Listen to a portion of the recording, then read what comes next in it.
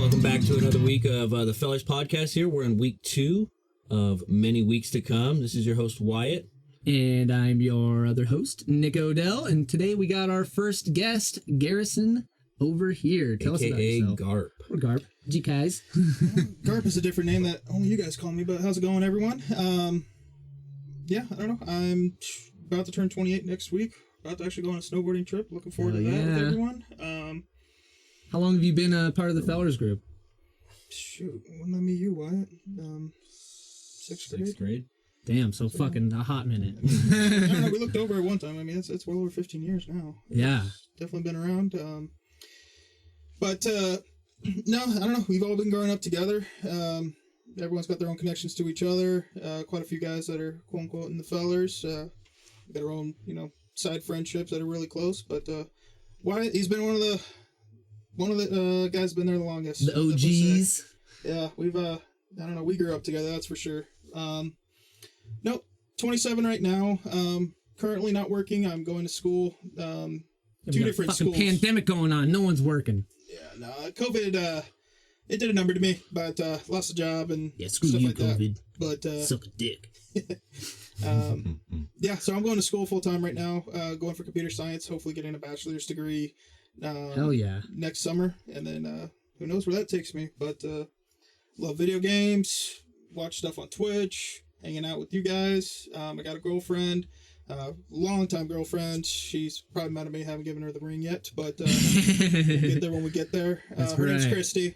I'm sure she'll be on eventually. We'll see. Shout out Christy. We're gonna have to get you on the motherfucking cast soon. So, yeah, here I am.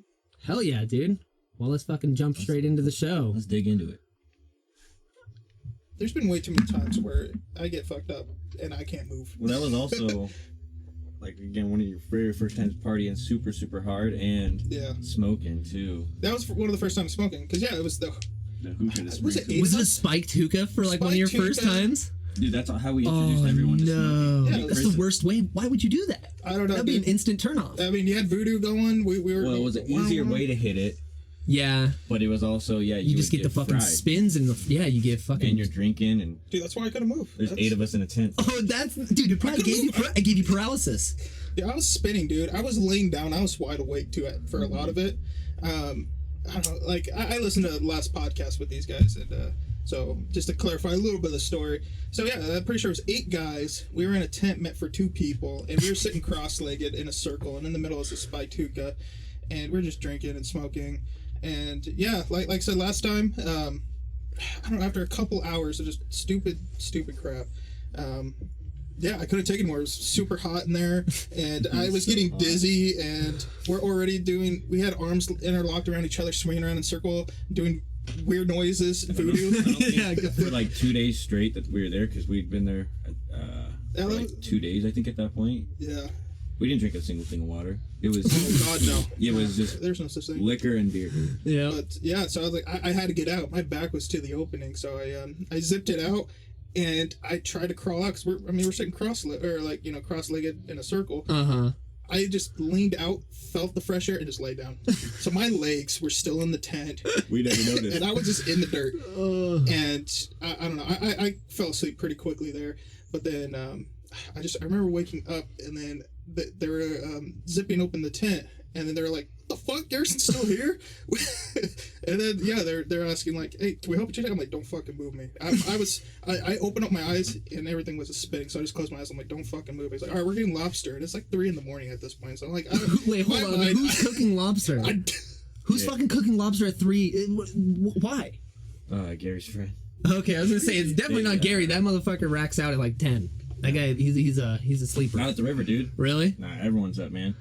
They used to just so we would camp below the adults, though. I mean, you remember we always be down at the pinnacle. The adults would be up towards the top because they're closer to the bathrooms, so they can pee. You would hear them singing songs and shit down at our camp when we're being loud. Fuck, we're being loud, and like you hear the adults up at the top.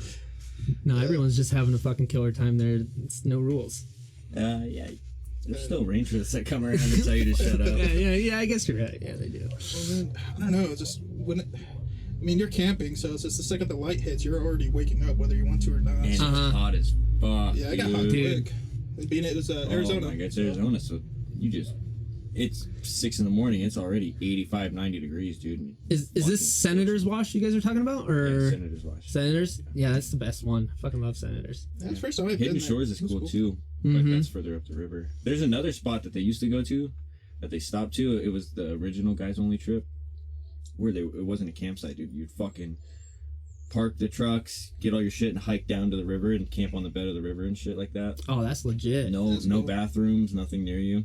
You're real, like, legit roughing it. That's where the wild you shit poop in the went river. Yeah. Hey, the river's flowing, dude. You'll never see that poop again. No, but someone 2 miles down the river might see it. Price you pay for roughing it. Hell yeah, dude.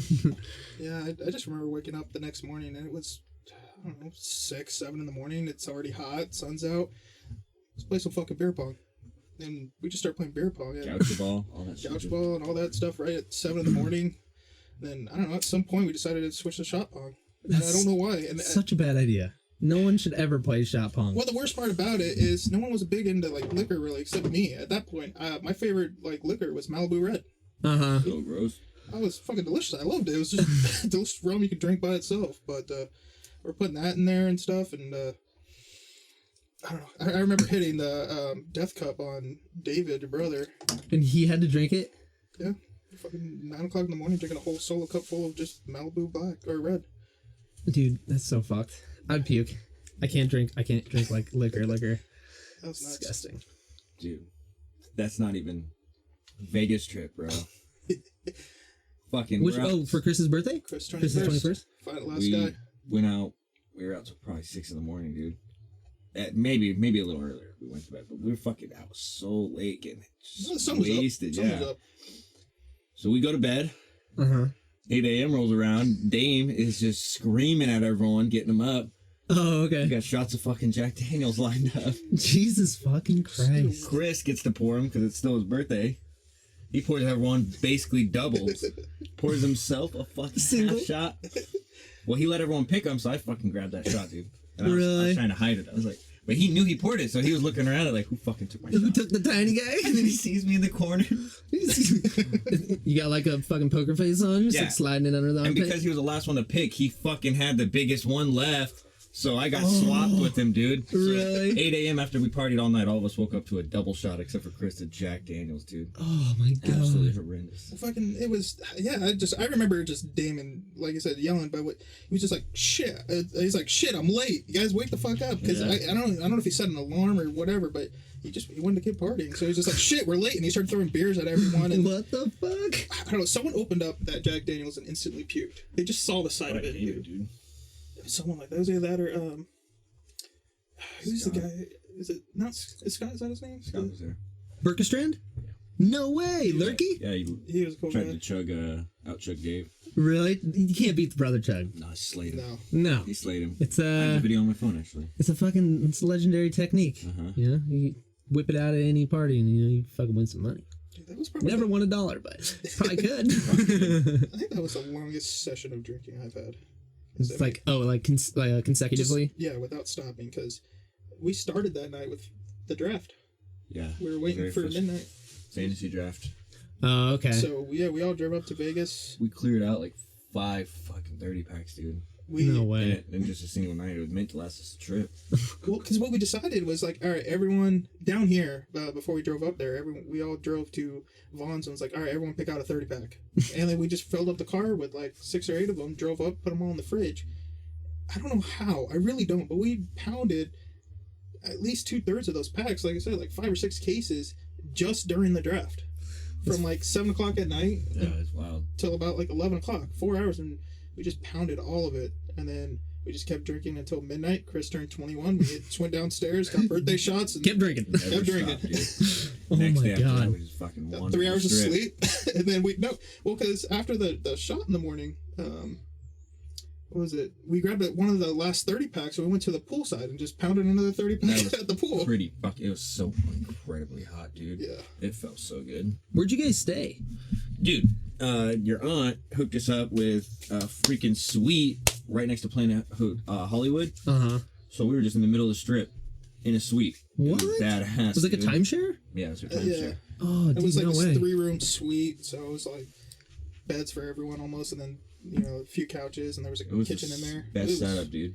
The fridge was just a full size fridge. I mean, it was just fucking legit. We were 1 block away. Yeah, like I said, I think we were like 1 block behind Planet Hollywood. Yeah. Something like that. You walk out. You walk like 15, maybe 10 minutes. You're on the strip with every casino. No way. Dude, that's legit. And then we would just walk up and down the strip, dude. We walked so much, man. That's why we were able to drink so much, is we kept walking our buzzes off, because we were just wandering around, sweating our ass off in Nevada heat, dude. Lost Chris and John. Some like hangover shit. Yeah, dude, they just disappeared. We didn't know where they went. We went back to the hotel like, okay, well, they're gone. Yeah. They'll come back eventually, I hope. What happened to them? They split off and just did their own thing. I think a few of us were into the gambling a little bit more than some others, so they just kept moving and drinking, and a couple of us sat at the craps table for a long time, because that was just a free way to get alcohol. I mean, sit there playing pennies and sitting at the aisle. What was it? I think it was craps. Craps, yeah. Virtual craps, so there's no dealer. You're on the aisle, so the cocktail waitresses come by. Dame told us, he goes, everyone get on a seat. So we all took up every single seat, dude, and he goes, just play slow. No. Just play as slow as you want. You're betting a fucking quarter, and just drinking just for free, getting hammered, dude. We got incredibly wasted off of just cranberry vodkas, double shot for like 4 hours straight on this table. But and you probably spent $1.25, dude. It was amazing. Dave's like, this is where you go, guys. Well, because for some reason that virtual craps, I mean, each hand for some reason it was like 10 minutes long. So you sit there, bet $1, and you have to wait 10 minutes for the whole thing to roll anyway. So you put $20 in, you're there for like over an hour. You win once, and it's like, all right, let's just extend it by another fucking hour. and you're just sucking drinks down. You're just talking too, so your hands take even longer to start because you're just chilling. Yeah, that's true, dude. That is a good way. The both times I went to Vegas. First time I was only 18, and I went with Katie and a bunch of other people. But I wasn't able to drink, so I couldn't also bet, or I couldn't gamble because I wasn't 21. And then the next time I went, I didn't have a lot of money. That was for my birthday. I think it was like 25th birthday. But I gambled $20, lost it, and then I got down to like $1, and then I got back up to 20, and I stopped. So it was like I didn't gamble much, and so I fucking hate that. So I didn't get all the free drinks that you guys would have gotten. I never got to experience that. Better or worse, I'm a gambler. Yeah, I gamble a lot. Fucking I don't know. I've been to Vegas underage and just gambled. I'm like always scared of winning something big to where they check your ID. Yeah, they're like, yeah, can I see your ID, sir? You're 12 years old. Yeah. I was coming back from college in Montana because I went there for a year, and I was doing the drive home, and decided to take a break from driving in Vegas because you have to drive right through the strip pretty much, and ended up winning fucking $500 on one slot, and I was just so scared. I'm like, crap, they're gonna fucking know. I think it was like 19 at the time, and I'm like, shit, I need a cash out run before anyone sees. Oh my god, I don't want to draw attention, but I don't know. I never got ID'd going into casinos and shit. I know. I should. I can't say I have. I've never down here. I have. I really? Still get carded when I get carded every single time I go with you guys. Yeah. I never get carded by myself. I always get carded when I'm with people. Like, this guy's hanging out with these guys. He's a youngster. Well, I've had hair since, like, beard, and just been a big guy ever since. Forever. I mean, I had a full beard in 8th or 9th grade. Jesus fucking Christ. Yeah. That's why I started having hair, and yeah. So you're not going to ask us what happened? I did forget. I knew you were going to forget. Yeah, let's hear the story about what happened, because I'm kind of intrigued about. I didn't. What I had thought had happened was you guys started a hookah, and the emergency was, oh fuck, we don't have any sheesh, and we have coals going. We got to go right now. No, like, these motherfuckers just left coals on and dipped. No, Garrison will give you what really happened. Yeah, so showed up here, and I thought they had already started recording, so I had to pull up and. So they're dropping shit over there. I don't know what it was. This is the good weed. He went to the moon. The $20 grams. What is it? Is it white? Yeah, dude. Smell that one. I think that's a little better. Really? Yeah. But that was this definitely has some more crystals. That's cookies and cream. All right, anyways. Yeah, so pull up here, and as soon as I pull up, Nick's pulling up as well, and Wyatt wasn't here yet, and so napping. Well, there you go, napping. 3 o'clock in the afternoon. we pull up and we start setting up the second mic because I had another mic that we could use. And I asked Nick, I'm like, hey, you want to try and smoke a hookah before the podcast? Because we don't want it to be bubbling nonstop throughout the whole thing. And said, yeah. So we put coals on. All of a sudden I get a call from my mom. And so I answer it, and she's saying, like, hey, how close are you? And she's just like on the other side of, the town we live in. So she's like 5-10 minutes away. And I'm just like, I don't know, I'm right here. I could be there pretty quick, just on the other side of the high school. And she's like, all right, there's these guys that are causing a ruckus down, like, at the end of the yard, and I can't see them. Your actual yard? So, have you been by recently, right? Yeah. Or somewhat. Duke's Corner? Yeah, exactly. So Duke's Trail, yeah. They were sitting there right at that sign with the dog bag and all. And apparently there were, from within the house, you could hear them cussing, like saying "fuck you" and just talking about to your mom. No, they were just talking to each other, but they're she couldn't see what was going on, and they would sit down there and kind of like hide themselves, and then she would see cars going by, and they would slow down like around them and kind of look at them. So she's like, I don't know what they're up to, but they're I don't know, it's kind of making me nervous. And apparently they banged on the dog. The disposal thing? The disposal thing, making noise and stuff like that. So she was just nervous about going out there. My mom's now over 65. She's 4'11", so... And she's not afraid to fuck someone up. She's probably the toughest person I know, but at the same time, she's also the smallest person I know. So it's just... I'm like, all right, don't go out there if it's just two guys and stuff like that. And so she was getting really nervous about it, and she couldn't get a hold of the neighbors. So I'm like, all right, we're gonna go, and Nick and I, we just left, and I turned off the stove, but the coals had already had some heat to them, so they started lighting. Some heat. No. When I left, it was just the bottom that was lit. So I walked. There was no fire yet. Orange coals, usually indicating usually that they're fully, smoke. that they're fully on and heated up, but. So Nick says he'll go. We jump in the car. We kind of race over there, and they had left and went up, kind of up the street into like a dead end. So we're like, why are they going up to a dead end? There's nowhere for them to go, and we've never seen them around before. Cross street on that turn. Yeah, so the roundabout. And then there's like the uphill, and that ends in like a cul-de-sac there. So they're walking up that way, and it's like, all right, well, we went up there and we started to drive by them, and I was just gonna drive past them and just kind of do the cul-de-sac and loop back around, but Nick actually said, hey, roll down the window, and he started to talk to them. Nick always does, dude. Yeah, man, I had to see what's up. So yeah, he kind of comes off a little bit cold, just saying, hey, what are you guys doing, kind of thing. And I pull up, and dude, these kids, they're our age. I mean, they're 25 to 29, I mean, or whatever, and one of them's wearing this anime shirt. It's like, some weeb shirt. Yeah, and he's just some big guy, and I don't know, they're just completely drunk, and he's like, oh man, it's my birthday. He's like, yeah, we're just trying to have a good time, walk around. It's my birthday. I'm turning like 26. I'm like, okay, yeah, that's not a problem. I mean, you can't drink in public, but and he's got a 4 Loko, and it's 2:00 here. And okay, well, I think the real problem is, guys, he's 26 years old. And he's drinking 4 Locos. Yeah, no shit. It was the green apple one. It was the green can.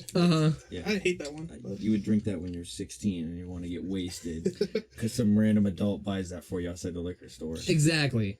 So yeah, for some reason we just got stuck there talking to him for a while, and he's like, I'm wearing a tank top, and we got a Triforce tattoo, actually, all of us in the fellers, and we all got a Triforce tattoo. Except for John, he's a jerk.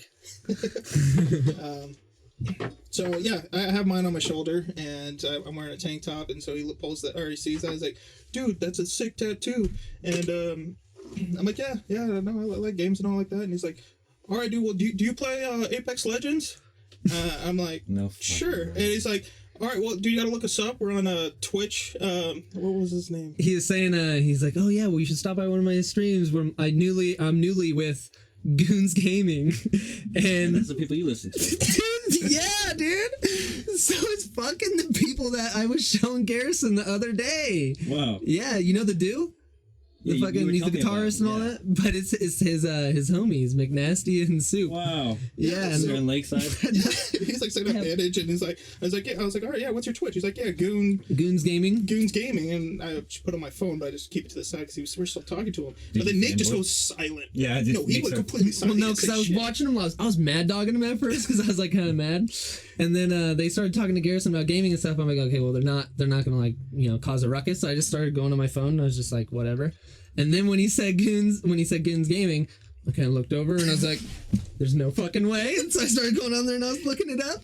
Yeah, dude. Sounds exactly fucking like him too. And why would they impersonate Goons Gaming, you know? Such a random thing. That is so fucking, that's so crazy. Yeah, apparently he lives a couple blocks down and just came from the East Coast and they're used to walking around drinking and I was like, yeah, I just don't stop here, just keep moving. And then they were completely drunk. Like, dude, you the neighborhood watch? And I'm like, no, we're just up the street in one of our neighborhoods calls. Like, dude, let me know because I'm actually interested in the neighborhood watch. He's drunk off his ass. But it's fucking amazing. Yeah, so I just those type of connections are like 1 in a million, man. Yeah, it's so awesome opportunity. So I guess technically we have a chance to. All we have to do is message him on the Twitch and just say, "Hey, remember the neighborhood watch that with the Zelda tattoo?" Yeah, right. Because they do a podcast too. They had the Goons podcast, so that'd be so fucking funny. In our restaurant 2 days ago, we had so TikTok. There's that girl who's super famous. I have zero social medias. Me too. I don't really pay attention to, but there's a girl who's super famous, and there's a guy who was her boyfriend for a while. His name Bryce Hall, I think. I think I know what. And TikTok you're talking about actually. Here, I'm gonna Google it so I don't sound stupid. But so my host, this guy comes in, and he starts flipping out. He's like, dude, this guy's like 12 million followers on YouTube. I'm like, okay, was I gonna buy an expensive dinner? What's going on? Come on, how you doing? Keep it moving. Yeah, let's get my fucking restaurant moving here. Yeah, and so because we've had 2 other famous vlogger and other famous YouTubers come in and do. It was like we were all hyping them up like, hey, I'm gonna go buy him some samplers, make him give us a shout out on the restaurant. Fucking guys, hey, can I get a round of waters and maybe 1 appetizer to share? It's like, these guys don't have no money. What the fuck? Who cares about them? So this guy, we've kind of treated the same. Like, we're not gonna worry about it. And then we're looking him up, and he does have quite a few followers. And I ask Sarah, like, hey, do you know this guy on TikTok? She sends me 3 videos right off the bat, like, oh, this guy, boom, boom, boom, boom. And he's challenging some YouTuber to a boxing match right now, which is like the big thing he's doing. But he tipped my waitress $100, man. No way. It's pretty rad. Is it them by any random chance? Yeah, that's her. What's her name? That's her TikTok right there. Kate something. I guess, maybe, yeah. Yeah, she's got 5.5 million followers right now. But Jesus fucking Christ. Yeah, I don't know. Pretty wild, man. Addison Rae is the other girl. Oh, okay. She's like Isn't she a fucking porn star? I have no idea, but I'm pretty sure it's a porn star. Anyways, maybe it is. I can confirm. Yeah, pretty weird, man. There's a lot of local people around here that are getting real famous real fast. It's good. It's crazy. Yeah, it's really crazy. You're listening to something. So you wanted me to ask you when we were on our way over about your recent confrontation with some of the folks around here. Oh, fuck. Yeah, I think I might have told Wyatt, but I also thought I told Wyatt about shrooms and I didn't. So anyway, so this is after I had already hurt my knee, so I'm like crippled, right? I'm just chilling in my room and Steven's supposed to come over to pick me up. Oh my God, this was right before the shrooms. Yeah, so my car's broken, so I couldn't drive. That's such a bad fucking trip. Holy shit. Okay. Yeah. But so I couldn't drive, so I was like, hey, can you pick me up? This is before his birthday party, the night before. So this is before his birthday party, and he's like, oh yeah, I can come pick you up on the way, and we'll just go together. Mm-hmm. And so I fucking we go or he's on the phone with me. I'm super high. I'm sorry. I'm trying to like put this together, but so he's on the phone with me, and he's like, hey, look, I'm on my way, but you need to meet me outside. There's some guy that's following me. He's like Beck saying this? No, Steven. Oh. He's taking me to his birthday party. Oh, okay. He's like, yeah, you need to come outside. I'm pretty sure there's some dude following me. And I was like, okay. Like, all right. And I guess fucking Steven gets here and I'm like walking outside. I'm like, fuck, dude, I'm crippled right now. I'm not gonna be able to do shit. So I'm gonna grab a shovel. So I grabbed a fucking shovel and I'm like hobbling out towards the street, and Steven's like walking towards me, and because he had like just parked, and he's like kind of like laughing and like, all right, well, like, let's do this. And I was like, fucking whatever, man. I'm like, I don't really want to like get in a there was no confrontation. backstory why this guy was falling. Nothing, no. So I'm just like, all right, this guy's. I know Steven. He drives fast and he drives recklessly. Pissed him off, yeah. Probably pissed this guy off. So I'm like walking up there, and he's parked by the chain link fence by the fucking baseball field right there. And he's like, it's a fucking blue Tesla. And he like comes out, he's got like some fucking golf shirt on and some shorts. And he's like this like bigger bald fucking dude. And he's got his like little ringling fucking sidekick guy that's sitting out on the front of the car. And he's like some scrawny dude. And this guy's like, he's like, fucking come on over here. He's like, you want to fucking act tough and drive all fucking crazy and shit? And I was like, listen, guys, you can take it somewhere else. This is private property. Because he was walking in the street like towards here. I was like, whoa, do not come to this property. This is private property. Like, if you do, I will call the cops. Like, I just came out and I don't want to I had just fucking smoked the biggest bowl of my life.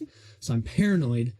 I'm just like, crippled. I'm paranoid, crippled, and I'm like, dude, I don't want to fucking deal with this. Guys, get the fuck out of here. This is private property. And he's like, I don't fucking give a shit. He's like, this little pussy wants to fucking act all big and tough. He's like, I'll show you how big, like, he's like, show me how fucking tough you are. And I didn't notice, like, I didn't see anything, but Steven's like, oh yeah, well, I'll come over there if you put away that gun. And fucking, I'm like, huh? And I like looked over, and this motherfucker's got like a gun strapped to his side, and he has it in his hand. And he pulled it out, and he's just standing in the street with a fucking gun in his hand. And he's like, yeah, fucking come over here and show us how tough you are. And I was like, dude, you need to leave now. I was like, I'm calling the cops. And I like reached in my pockets, and I don't have my phone. So I like pretended I had my phone, and I was like, I had my hand like up to my face like this, and I'm just like, I'm fucking calling the cops right now. And the guy's like, Steven's like fucking antagonizing him, and I'm like looking over, I'm like, dude, you need to fucking stop. Yeah. I was like I don't want any fucking trouble. And my dad's fucking working the stalls. That Kathy, our fucking ranch owner, she's in the arena like giving lessons, and this guy's like whipping a gun around, fucking causing a ruckus and all this shit. And yeah, eventually he's just like, I just kept telling him, I was like, you need to get the fuck out of here, Steven. Don't worry about this. You need to get out, or I'm calling the cops. And the guy's like, I'll be waiting down the street. He's like, if you're a real fucking man, you'll come follow me. And yeah, it was just super unpredictable. And fucking, I thought we were just gonna have to like talk to these guys and have them leave. I didn't know these motherfuckers were that crazy to like pull out a gun. Dude, but Lakeside's been pretty. It's been pretty weird, dude. Like, there's a lot more. I think people like, are just. I don't want to say like motorcycle clubs and stuff like that, but you do see a lot more of those types of things going on right now. So Sarah, maybe not even 6 months ago, had someone fucking do the same thing to her. Where really? Same exact reason. And the moral of the story is, don't fucking road rage and don't drive like a maniac. Just slow down and drive normal, because you don't know who you're fucking with. Yeah. She's coming home, dude. She's on our main street, and she said this guy was going like 15 miles an hour on the main road. So she's riding his ass, and she just is like, I'm gonna fucking pass him. So she just goes into the lane and passes him. And he apparently speeds up next to her into the turn lane, and he says like, fuck you, bitch, and something else. So she turns into the cul-de-sac, and he follows her. And there's a couple of details I'm probably forgetting, but she pulls from the cul-de-sac into the parking lot structure, or not the parking structure, the parking lot. And the guy goes up next to her, and she said she saw him go like this, right? Like wave it, like she thought he was like waving his hands at him or something. And then not even 3 seconds later, I'm in the house and I hear, bah, bah, bah, bah. And so I go out to the street because I was like, dude, that's not a backfire. What the fuck was it? Someone probably got into an accident or something happened down at the street. So I'm looking at my cars like, did someone hit my car down in the street? What's going on? And Sarah comes running down the pathway, freaked out. She goes, someone just pulled a gun on me. So was it gunshots? So the guy apparently was like waving the gun at her, peeled out, and then when he got to the street, just went boom into the air. Holy shit. No fucking way. Dude, you just never know. Over just riding his ass. I don't know if it's gotten worse, though. I mean, I think it's just becoming. It's been bad, but I think it's becoming more like open now. I remember growing up, like you didn't see that much of that kind of shit. Like, dude, it's pretty wild now. Well, I don't know. I mean, when in 6th grade, I remember going to TDS, and I'd be sitting there in the living room waiting to go to school, and because one of my friends, Cameron, he would pick me up, him and his mom, and so I was sitting there at 7:00 in the morning waiting, and all of a sudden I see one cop car, two cop cars, freaking a van going by that's a sheriff or whatever. All of a sudden there's an armored truck. What the and fuck? There's an SUV with an actual cutout on the top with the guy out there like it wasn't a 50 cal. I don't know, but there was a guy like on top like ready to go, and I'm starting to look, and the first two cops, they didn't actually pass. They actually cut right in front of the house and stopped, and all of a sudden the vans and stuff pulled into like the neighbor right across the street, like not my next door neighbor, but across the on the other side of the street. And all of a sudden the van opens up, 20 guys, SWAT gear, like they had ARs and everything, come out, and all of a sudden they threw flashbangs or whatever to get the dogs to shut up, and they went in there, and I'm just like, Mom, I don't think I can go to school right now. Oh. So next door, or at that house, what it was is the owner, it was part of like a motorcycle gang, and they always, they've always had it there. And when we were younger, we would have, I don't know, you'd see little 20 plus motorcycles parked right there, and they would party and stuff, but they were always super nice neighbors. They did nothing to us, but apparently they were doing a big drug bust around Lake, or around the town and all, and they were trying to get the one of the main guys there. Oh my god, pretty crazy, dude. And that family goes back, like, there's newspaper articles because I got super deep into reading about that kind of stuff like a couple years ago, about Lakeside's history with it, which Lakeside has a huge history with motorcycle clubs, and that family has actual newspaper articles about them and shit like that, about like some of the shit they had going on. It's not like anything super insane, but they had a well-known name down here. Yeah, they definitely were a well-known biker gang. It's pretty wild, man. Like Lakeside had deep roots with the fucking OG Hells Angels. Yeah, I was gonna say they set up some the Lakeside Hotel. Fucking they're the ones who set up like the big old meth trading out here and shit like that. Like last year, dude, I was telling my co-manager about all this because it's funny, he's Hispanic and he lives in El Cajon. And when all this stuff was popping off, it's like this year with Santee, kind of being labels racist, and, with all the shit that was going on, rightfully so. He was always joking with me. He's like, dude, I can never come to your house because you live in Santee and this. And I was like, I don't blame you, man. It's pretty bad. Like, this is the history, and I was telling some of the histories, and not even a fucking week later, dude, I was driving on the 52 and I saw probably 60 plus motorcycles in the same unison, 3-row, and fucking looking at the review, Hells Angels on the backs. Hell yeah, dude. Driving into Lakeside. And it's like it's still a deep thing here, man. It's pretty wild because Lakeside and Ramona still is kind of that small town vibe. Oh yeah, dude. And it's a lot of countryside where a lot of shit could go down. It's pretty wild, man. I think it's really cool. In all honesty, I have a pretty big infatuation with all that kind of stuff. I think it's a pretty cool culture for the most part. I think there's a lot of things that are hella wrong with it. Oh, and that goes for But I everything. think it's a really cool culture. The camaraderie. It's a brotherhood. It's a brotherhood, I think it's something, because that's kind of what our family has in a sense. But it's pretty wild how deep it runs out here, man. And there's a lot. Like when I was managing in El Cajon, I had a employee whose husband was in an active MC. Oh, no way. And she would tell me some of the stories. She's like, because one night she'd call out of work because there was a court hearing for something. He had just gotten released on bail and stuff like that, so it was this hearing, and he got released, and it was the first time she had seen him in a minute, so she called out. But it was really cool. I was like, dude, I was fucking fanboying, and she was telling me like all the parties they have and stuff like that, and I was like, damn, that sounds fucking awesome. Yeah, dude. I mean, just with my next door neighbor and stuff. I mean, after that happened, they quiet down quite a bit, but yeah, like I said, 20 to 40 motorcycles every weekend were just parked there. They would put a live band there playing and stuff like that, and I mean, they were some of the coolest neighbors. I mean, I was friends with one of the kids there. I mean, you were too. I went over there with my buddy Nathan. Yeah. And I knew the son too. We were through school, but me and Nathan went over there one day, and this guy had the sickest setup, man. He's a kid in high school, and he invites his buds over, So he set up in like a guest house, which is like an RV modified into an actual fucking apartment, which is dope as shit. I mean, it was like 2-story tall, like townhome. Super sick. Floor to ceiling glass windows and super big flat screen already. Insane, dude. And then right outside of that, regulation wrestling ring, dude. Full on. No way. Ropes, turnbuckles, and everything. So we walk over there, and Nathan's like, me and Nathan growing up, we'd always have this rivalry of just like, we would just start fighting each other for no goddamn reason. But we had like that brotherly rivalry through football. So he's like, dude, I'm gonna go whoop your ass in the wrestling. I was like, fucking, let's go, Take dude. it to the ring. So we just went in there, started wrestling, and then turned into a boxing match, and it was the greatest time ever, dude. Oh, yeah. That whole family was super cool about it. They were like, everyone was hanging out at the outside of the ring, and then some of the family jumped into the ring. Like, They're so good. It was super cool, man. It was the greatest family to hang out with, too. I mean, yeah, I don't know. I grew up with that, with one of the kids in there, and yeah, inside the house, it's super nice. One of the guys that lives there, he's kind of like general contracting, so he did like all the custom add-ons to the house and stuff. We had poker games.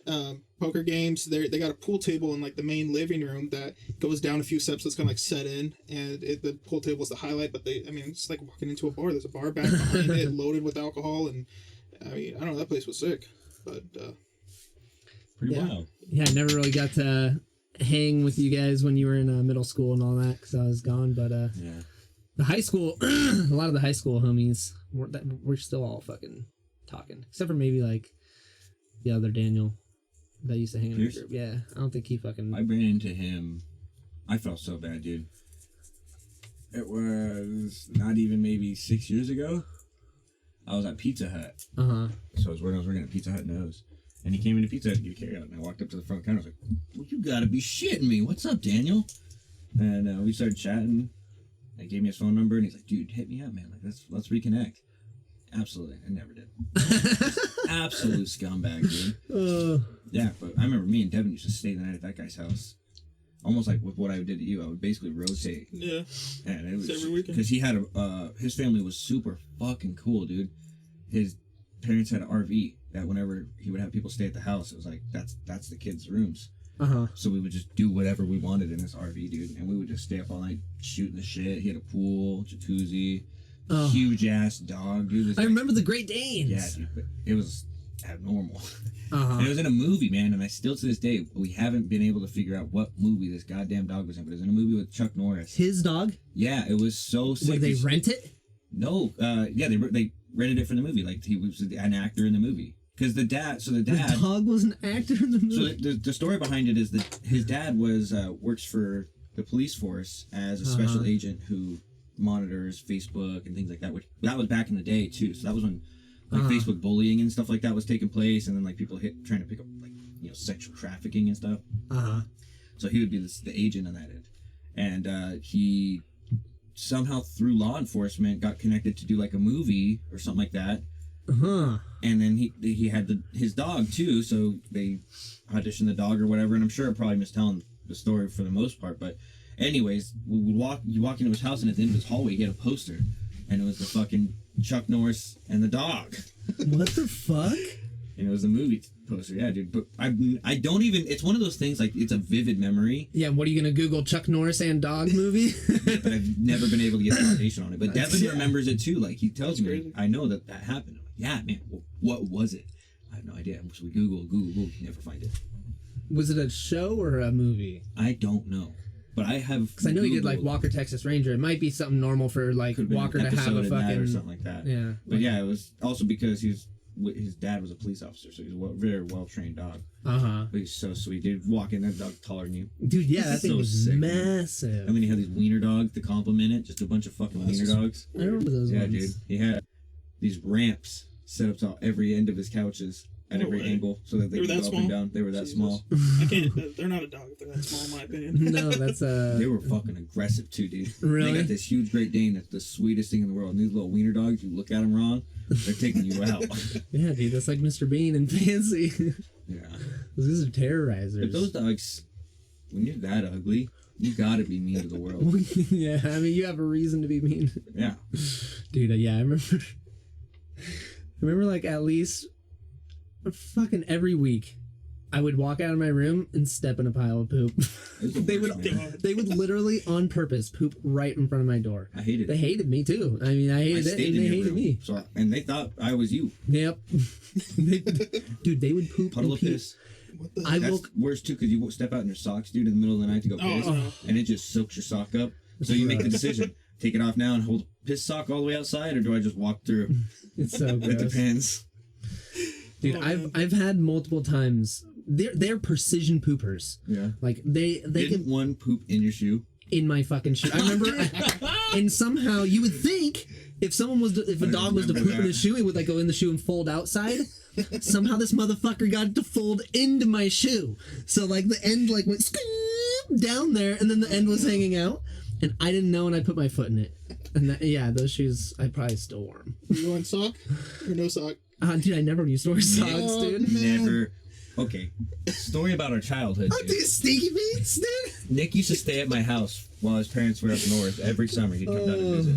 No, maybe not every summer, but every summer he could. Fucking a lot of them. Yeah, and this motherfucker, and this is in his adulthood, he never wore socks. His entire life. This is my entire life. Yeah.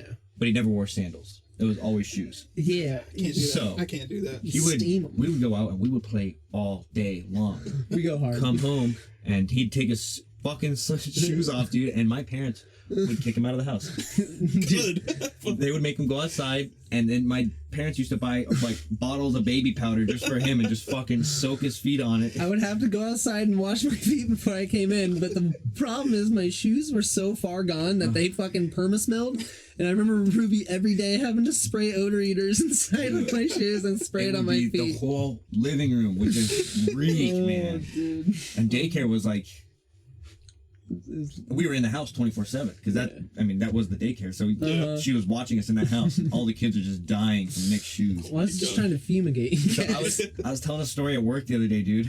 Do you remember as kids when we were watching Jackass and we impersonated it in the backyard? I mean, you guys have actual videos of that on YouTube, don't you? Specifically, no, I don't remember. Oh, you're talking about the crazy truck jump? No, that's no. This is way back. This is so we had our own Jackass Little Olympics, and there's two main events that I remember, dude. 3. One was, you remember the Playmate basketball hoop that we had that every kid had the plastic? Yeah, dude. Put water in the bottom. We had that, and we hooked scooter handles through the tops, so the scooters were coming out at you. There's probably about 3 scooters, right? What the fuck? Then, you remember the Playmate cars where you'd get in and your feet would touch the ground and you pedal with your feet? Uh-huh. We'd put someone in that, and then we had these like plastic little guard nets or whatever, and we put those in the windows. And someone would be behind you and just run you into the goddamn basketball hoop. And if you got hit with a scooter, you got hit with a scooter, but if you dodged them, you dodged them. Dude, and each one of us had to take a turn at getting into the basketball hoop, right? And the thing is, I think we were bigger at that point, too, so our feet had to come out the fucking front window. Exactly. We didn't fit in it, We were probably 12 to 14. We were big boys. So that's the first event. The second one, we drank a bottle of bubbles each. Dude, I remember that. You had to drink the bubbles. It was, dude, your throat felt like it was burning for hours. Yeah. And you just couldn't get rid of it. It was horrendous. Yeah, it's vomit-inducing. That was the worst one. And then I think the third one was we had to go from the roof and jump from the roof to the garage. The garage? The gap? Yeah. Yeah, dude. How far is that? And then from there... It's not far at all, but when you were a kid, it's scary. It sloped. Yeah. Oh, okay. And then from there, you would go to the end and jump from the roof into the little flat ground before the shed. Yeah, exactly, dude. It was, that was fucking fun. That's dude, nuts. and another crazy thing. So I think it was 13, 14 when I first learned how to do flips and stuff. But I remember... My mom's favorite story, dude. I remember me and my brothers that summer, we were determined to learn how to flip. And I could never fucking do it. Like, we started on a trampoline and David was really good. But I just couldn't get the hang of it. So I remember I used to practice. We would put all the pillows in the house and on the floor. And I would just try my best to get over my head. But every single time I would do a half backflip and land on my neck and just snap my neck every time. But eventually it was the summer when I was 13. I finally fucking got him down. And I remember it was at Wyatt's house. One of our younger cousins she's a gymnast and she had a cheese. And I remember It's a plastic a mat. triangle. It's like a little, like a foam mat or whatever for gymnastics. It's foam. Yeah. Plastic. But it has plastic covering foam inside. But yeah, so I remember learning on that. Like I'd be able to stand at the top of the cheese and backflip down. And from that day, it was like that same day I did it from the cheese, then I did it on like flat, and then I was like, fuck it, I could do it off of the tree itself. So I learned how to do wall flips off the tree all in the same day, and I got really comfortable with backflips. And I remember it was like a week later, we were probably like outside playing basketball or some shit, and I like looked up at his chimney. I'm like, dude, I think I could do it. No. Yeah, and onto straight concrete. Yeah, dude. Like these are the young knees I used to have. This is why I'm in a. This is how incredibly cool my mom is. But people will probably say not the best parenting. This is that. Yeah, this is that. Not the best parent, but incredibly cool. But yeah. So I remember Wyatt was like, "Oh yeah, dude. Like, fucking, we should film it." So you no hesitation. You were down. Yeah, Wyatt was down. We used to do the dumbest shit, dude. Yeah, and I think Wyatt was in charge of like making sure like I landed on the mat, because we had like a little small thin, like a 1-inch mat, and we're like, well, who's gonna film it? And like we're like, fuck, dude. I think Wyatt's like, oh, dude, I could just get my mom, and I was like, oh yeah, like we could ask Ruby, and we asked her, and she was totally down to film me like backflipping off the roof. She's like, you better not break your neck. Yeah, she's like, just don't get hurt. And she's like, it's like a flip phone video. And he's like, dude, but I did it. I fucking nailed that backflip. And that was like a week after learning how to do backflips. Crazy, yeah, it was always fucking crazy. Same thing happened with standing gainers. I think me and David learned how to do them in the backyard. I did it off of you remember right behind my room, there was like the air conditioner thing, whatever. Yeah, I learned how to do it off that. That's where we learned how to backflip off stuff too. Yeah, but the second I learned how to do it off that, I remember I was like, fuck, dude, like I know I could do them now. I want to try it off something bigger. And I remember Dave's like, oh, just do it off the roof. And I was like, all right, go up there and fucking do a standing gainer off the roof. This is like my first day learning how to do it. Man. Jesus. That house, man. So he taught himself how to backflip on a mattress. Probably knows how hard it was. Was it Devin? Did you guys get Devin to do one? So that's how Nick teaches everyone how to backflip. So when Chris and I were learning, it was, hey guys, we got concrete right here. We got a mattress. Just don't backflip left and right. Go straight back. Chris could go straight. I would go straight left. Yeah, I don't know why, but why it would literally get gravitated towards one side.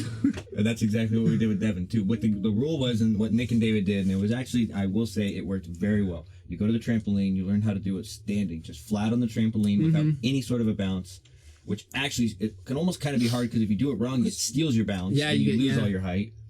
So once you could do that pretty easily, then you go to that mattress, and usually what Nick and them will do is they stand next to you and they help you complete the rotation. Yeah.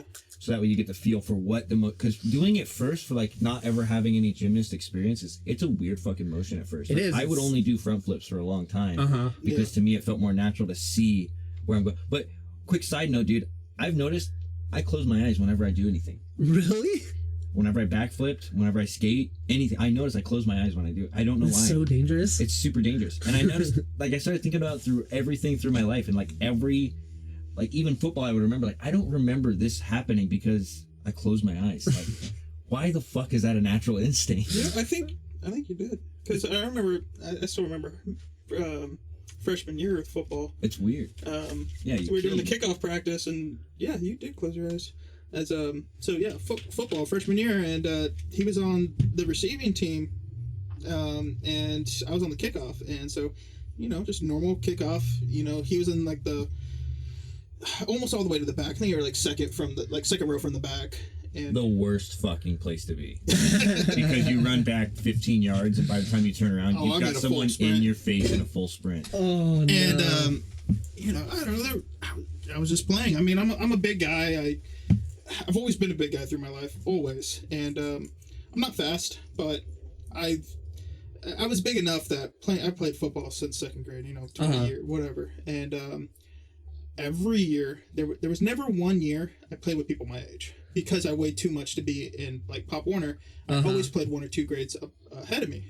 And I played lineman. So that can just give you an idea of how big I was. I was still small because I'm 2 years younger than these kids, but I still played. Playing with the fucking big boys. Yeah, I was just playing on the line the whole time. And so I was never fast, but I mean, I could take a hit. Boys got some power. Powerhouse. And then, so freshman year, we're just practicing, and kickoff goes, and I start sprinting. And then he's turning around, and I mean, he ran back 15 yards, whatever, turned around, and I'm just trying to go full bore, just sprinting at him. And You went off the ground. Blasted. You guys are just like scrimmage between each other? It's practice. It was practice. So, like, it was the way practice. kickoff works is when the kicker kicks the ball to the receiving team, right? So Yeah. the ball goes, the receiver gets it. All those people that are in front of the kick returner have to run back that certain amount of yards and then immediately find someone to block. Because I'm trying to tackle the. We're trying to stop the ball. Yeah, and you're trying to create a lane. So like you have an assignment as a kick returner, as a blocker, that okay, they're calling it a left kick or a kick return. So I got to shade my body to where my back is to the left side of the field and try to push my the kickoff agent towards the right hash. That way the kick returner has a lane to go up. You have to create a lane for him. That's the premise.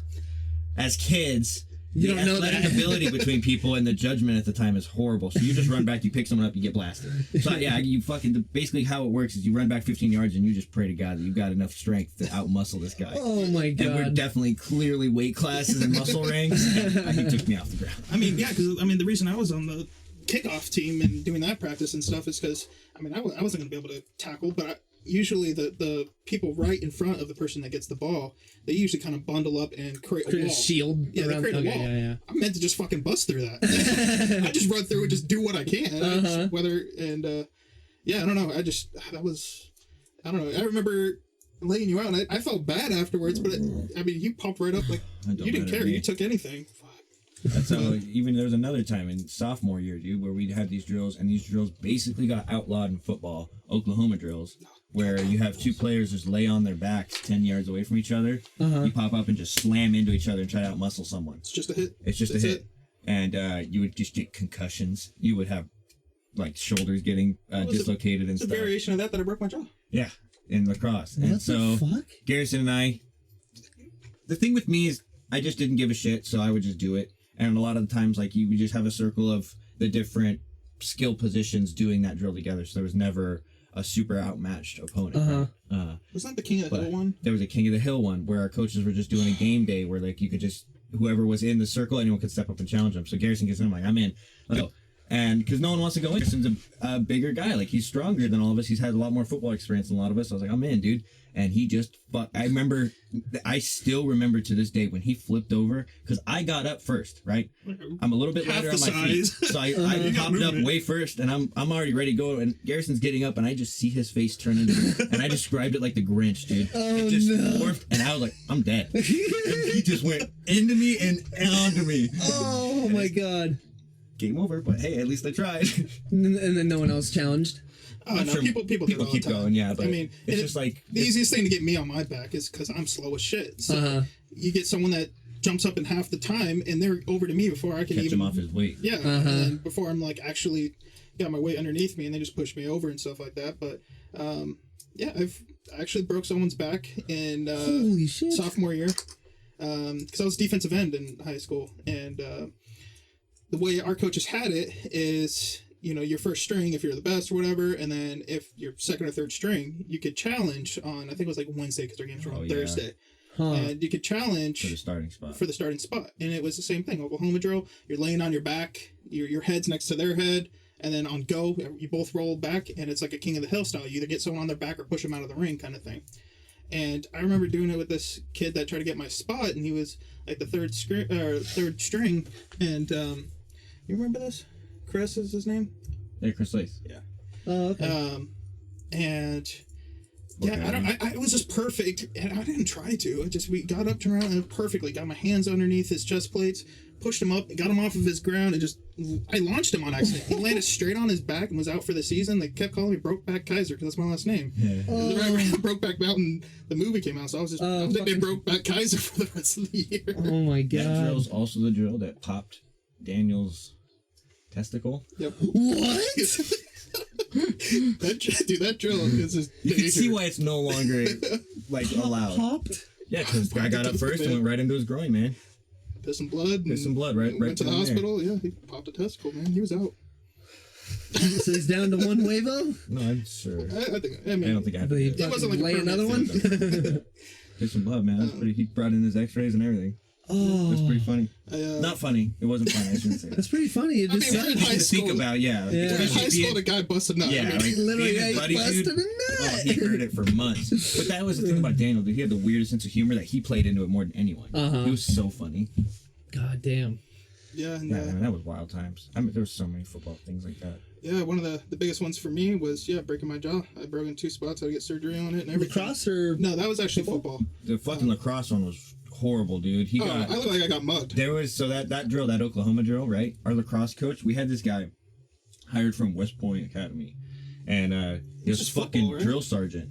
Wasn't he like a drill sergeant, but his only background was football, not even lacrosse? From the academy. Yeah. And so they brought him over because all of our coaches, really, except for I think 2, had football knowledge, not lacrosse. And all the players, except for a small handful, had football knowledge, not lacrosse. Because in our town, we only had football. This is, was it the first year you guys did lacrosse? Yeah, because lacrosse is has been an East around Coast at sport. middle school for 2 years. And then the kids that were Garrison's and a couple other kids, the main guy, Seth, started at middle school. And then they brought it to high school. And it was the first year of that happening. So we're freshmen, and on the team, and when I wanted to play lacrosse, which it's a spring sport, there's no other hitting sport, there's no physical sport in spring usually. Yeah. So you get all the football players who are, they play football in the fall. They were instantly jumping on lacrosse because it was cool. I mean, it was a sport that was brand new, and it was. And they spun it like you get a stick and you get to hit people. Like it's a contact That's sport. the way we were sold on it at first. And based on kind of like the history of lacrosse, it started as an East Coast sport, and they have a ton of technique and everything. And then as it grew bigger, and went to the West Coast, passing Texas and all of that, and East Coast, all we know was football. So we turned it into just a contact sport. But I mean, you might as well be wearing cardboard pants. It was. There's no protection on those things. We had a guy get fucking face checked, which is where he had. So normally, if you hit someone, you have to have your hands together on the stick, and you can punch them, right? Okay, yeah. If you separate it, you're getting a bar to the face. You're getting a bar to the face, and this fucking guy took a bar to the face, bent his face mask in, broke his nose. No. And the face mask is a full face mask. So it's like a normal football helmet. It's like a full, even more because it's checkered all the way down, right? Yeah. And so bent that whole thing in, broke his nose. But so the thing what we were saying is that Oklahoma drill that we were talking about, right? This son of a bitch had the bright idea to set up a circuit of different areas of just these gnarly versions of the Oklahoma drill that he would just send people into. And you'd be matched up with people that had no rhyme or reason why you were matched up with these people. Skill level wasn't the same. Size wasn't the same. Age wasn't the same. Like he was matching freshmen up with varsity football players, which is what happened. They in were this seniors. That were so seniors. 4 years older, varsity, linebacker. I mean, one of them was a linebacker. The other one was the safety for varsity. And this was the year that they were like undefeated. They were top of their game and everything. Super cool to be a part of the same. Yeah. I broke too many bones to be part of that shit. It sucks, but yeah, so they fucking put us in there, dude. And I think you and I were in the same, not group, but in the same sections. And Garrison is just getting hammered. So how this goes is you're just one guy in the center, and there's 4 dudes around the circle, or there's a square, right? And they're at each corner basically. And you don't know where it's coming. One is just gonna run in and fucking hit you, and you got to react to it, turn around and take the hit. Yep. And so you just boom, boom, boom. You're just getting smacked around, dude, left and right. You're supposed to be quick on your feet in the center, and they're at all 4 corners, and you're supposed to be actively looking around. And then without any indication, or actually, I think he called go or something like that. The coach blows a whistle, and then all of a sudden, one of the 4 go at you. You don't know who it is, and so beep, and it can be from behind you, and if you got to turn around and take the hit, but they're sprinting at you. They can't all go at the same time. And like, oh God, no! Think about the age too. Like, so now you've got a lineman in football versus a safety in varsity football whose speed and reaction is getting up quick. So he's gonna be 4 yards in by the time Garrison turns around. And he's just gonna. It's a ridiculous drill because it just lets people get hammered. For some reason, like Wyatt was saying, one of the guys was the starting varsity safety. The other one was a starting varsity linebacker. And this linebacker, one of my favorite people in the world, dude, because he was absolutely bonkers.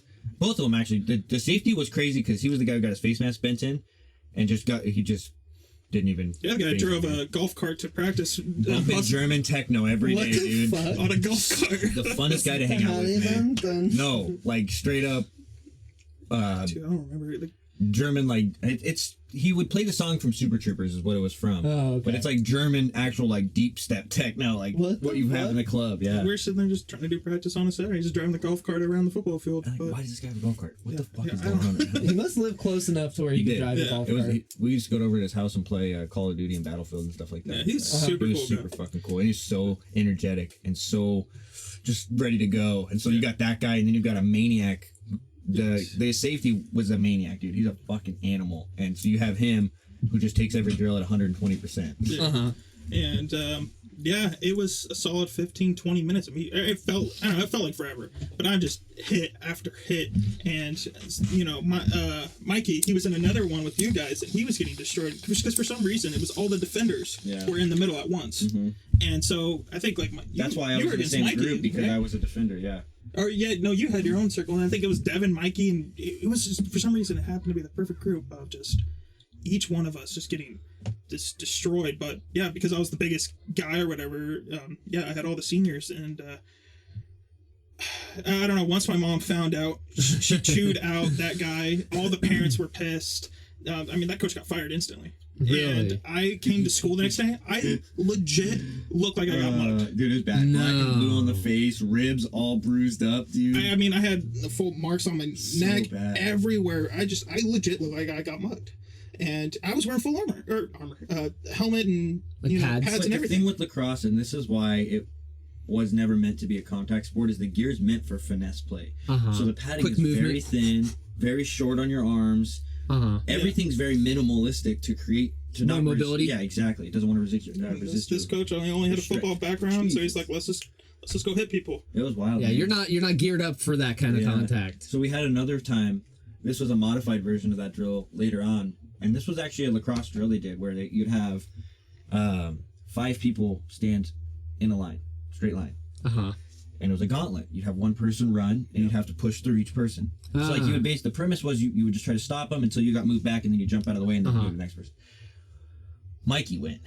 Ooh, that guy's a tank. And the thing about Mikey, he is fast, dude. He's faster than me. I don't get it. He 10, 15, 20 yards, he will out sprint you. And he's a tank. And so he's the guy running the gauntlet. So it's me, Devin, another guy, and then this guy, I'm going to forget his name, dude. He's one of my favorite fucking teammates. He's the guy who tore his ACL and MCL the first day of practice, dude, and it was so sad. He's the short little Hispanic guy who went to the Navy. Anyways, but so, dude, this guy was he was the hardest worker, just most genuine dude, and he literally would grind to get better every day. So he was strong, and he was super mentally tough, and he was the back person in the gauntlet. So Mikey blows through all of us. All of us. Like, whatever, dude. I'm not even going to try against Mikey. He's going to destroy me. Yeah. So then he goes against this guy. And twice the size, if not more. The Mikey, yeah, you're right. He's twice the size. Mikey's twice the size of this guy. Runs at him, and this guy just stops Mikey dead in his tracks. No fucking Dead in his tracks, and Mikey just goes, knocked the wind out of him, dude. This guy hit so clean, perfect, kept the center of balance, and everything just dead. Hitting a fucking brick wall. Dude, it was wild. Everyone was that didn't happen. What the fuck? No way. Because even in lacrosse, there'd be times where like Mikey would go in a game, dude. Mikey would be scooping up a live ball, and you'd see him running, and this poor little guy would just fucking go to get the ball, and Mikey blasts that son of a bitch through the fucking field, dude. It was amazing, amazing. And then I think Mikey threw the stick after that. I was like, I fucking hate this game. Came back 10 minutes later and crushed it. Yeah. That's a very Mikey thing to do. Whenever he gets mad, he just walks away. Dude, me and Devin used to have a game where we'd run into Mikey. It's horrible, man. But Mikey was such a cool friend. We used to go to his house and, Mikey, let me borrow that game. No. We'd only do it because he would always say no. Even if like we knew he never would ever touch that game. Mikey, let me borrow that game. No. Mikey, we're going to take that game. No. Let's take it and run. No. So we'd like, all right, I'm going to get this one. You're going to get that one. If you get caught, you give it back. It's like whoever gets away gets to keep the game. Yeah, dude. So we both grabbed the game, put it in, took off, and we're sprinting, and Mikey fucking flies out of the room and grabs Devin's backpack and just yanks him back, dude. It was amazing. I got away. What game did you get? I don't even remember. I came back here. We weren't going to take it. No, I know, but like, I don't even remember. Spoils. It was, dude, so many fun times at that guy's house. Oh, yeah, that guy's super funny. And you guys probably both know the story about Donald Crump. You guys say it all the time. I don't know. Just say it. Let's hear it. I can't remember if I know it or not. So me and Mikey used to have history class together, and I can't remember what her name was, the teacher, but I remember if you were good, you would get like a coupon or something like that, and you could use that to redeem, like, your group gets to sit at the big table, like you and your friends. There's like a table in the back, and it was like a restaurant. There's like the restaurant chairs around it, and I had that thing, And so I was sitting there, I think it was like me, Josephine, fucking Mikey, and like someone else. But we were able to sit back there, and I don't know what made me think about just asking him this, but Mikey was talking something, and he sounded like he was like drunk. And I was like, dude, Mikey, are you crump? And he's like, what does that mean? And I was like, oh no, like you're Donald Trump, right? And he's just like, he's like, dude, I don't know what you're saying. Like, are you fucking making fun of me? I was like, no, dude, I'm just asking if you're Donald Trump. And it got to the point where he got super mad. Like, he was fucking like pissed, and he's like, I'm not fucking, I don't know what the fuck you're saying. I'm not gonna deal with this shit. And he gets up and he leaves class. And he fucking leaves the entire session. He doesn't even come back. And I remember asking him like later, I'm like, what the fuck? Like, why'd you leave class? He's like, I don't know what the fuck you were trying to say. He's like, you kept calling me Donald Trump. Yeah. It's like, dude, it's just literally something I made up on the spot, and I wasn't even thinking about it. I was just trying to fuck with Mikey, and it worked. He loses his shit and will walk out of anything. Dude, but he's so cool, man. We used to ride home with him in his fucking minivan, me and Devin, every day after school, and we just blast. This is when dubstep first came out, so like, oh my god, who's that DJ? Autobots, DJ Khaled. Oh, that's DJ Crispy. Khaled. Is it that You song? talking about DJ Crispy? I think so. I don't I know. don't remember what the Autobots were like. No, I mean, the only thing you really showed me back in the day was DJ Mangu? Bass Hunter and stuff. But Yeah, that's, so it's not dubstep, we would so- play that. yeah. Whatever. Just go nuts. And whenever we'd see like giant puddles on the road, Mikey'd be like, you guys want me to hit that? Fucking do it, Mikey. So he just drives through puddles. It was the stupidest thing, right? But every now and then, the puddle would be pretty deep. And Mikey's van would just stop working. And we would just sit in this puddle for like probably 15, 20 minutes. Just keep starting the car, letting it, like, all the water kind of get out. And we drive off. But every now and then, dude, he'd just hit this fucking puddle. Fuck! It was awesome, dude. I don't know why, but that just reminded me of Games of Fugitive. Yeah, Dude, that was a whole thing right there. pretty fucking dangerous now that I think back on it. Oh, it's so bad. So what's that? So, we used to play a game that I think you guys technically started it at TDS. I never really played that one, but it pretty much it's Manhunt. But we would go. Lakeside's pretty big, couple miles. Yeah, it's not like massive. It's not crazy, but there's a lot of it's a ton of neighborhoods, and you can there's a bunch of different streets you can go. So what we would do is we would get a group going on Facebook, and I'm talking like 30 people or more. And Dude, it was wild, man. There was one summer where we did it once a month, and everyone did it, and it got bigger and bigger. The cops knew about us. No way. There was a parking right up in Lake Jennings, all the way at the top there, right before the old Highway 80. So we're like, all right, we're gonna meet there, and it would be like 5 p.m. and we'd all pull up, and we'd have like, we'd fill up the whole parking lot with cars and shit. Everyone would be there, and we had people walking in, and all of a sudden we'd get ready, and we'd stand on the back of a truck, and all right, we're gonna tell the rules.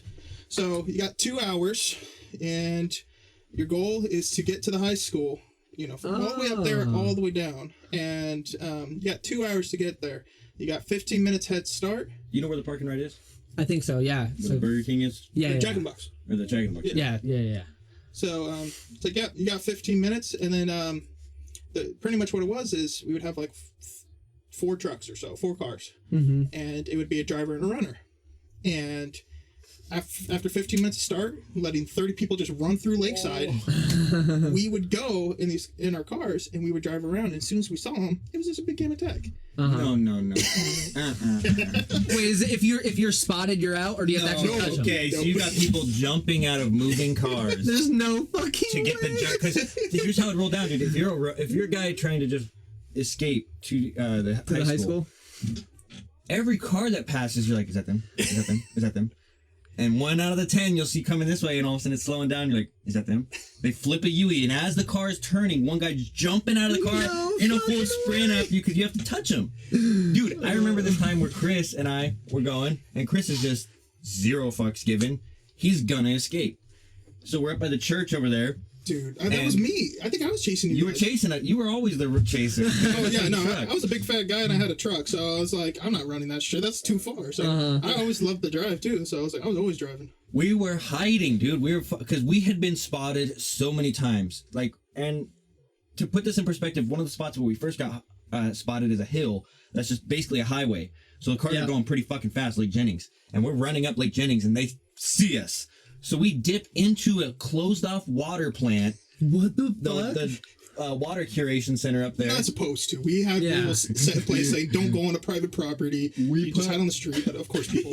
We put our jackets on a barbed wire fence and hopped this into private property. Oh my god! And so we're running through this plant, and they're yelling at us because we're cheating. They know we're cheating. Yeah, dude, they didn't give a fuck. You're either gonna tag us, or you're not. Did you get me? Yeah. No, you didn't. So we get out of there. We fucking. It took us a while to find our way out of there.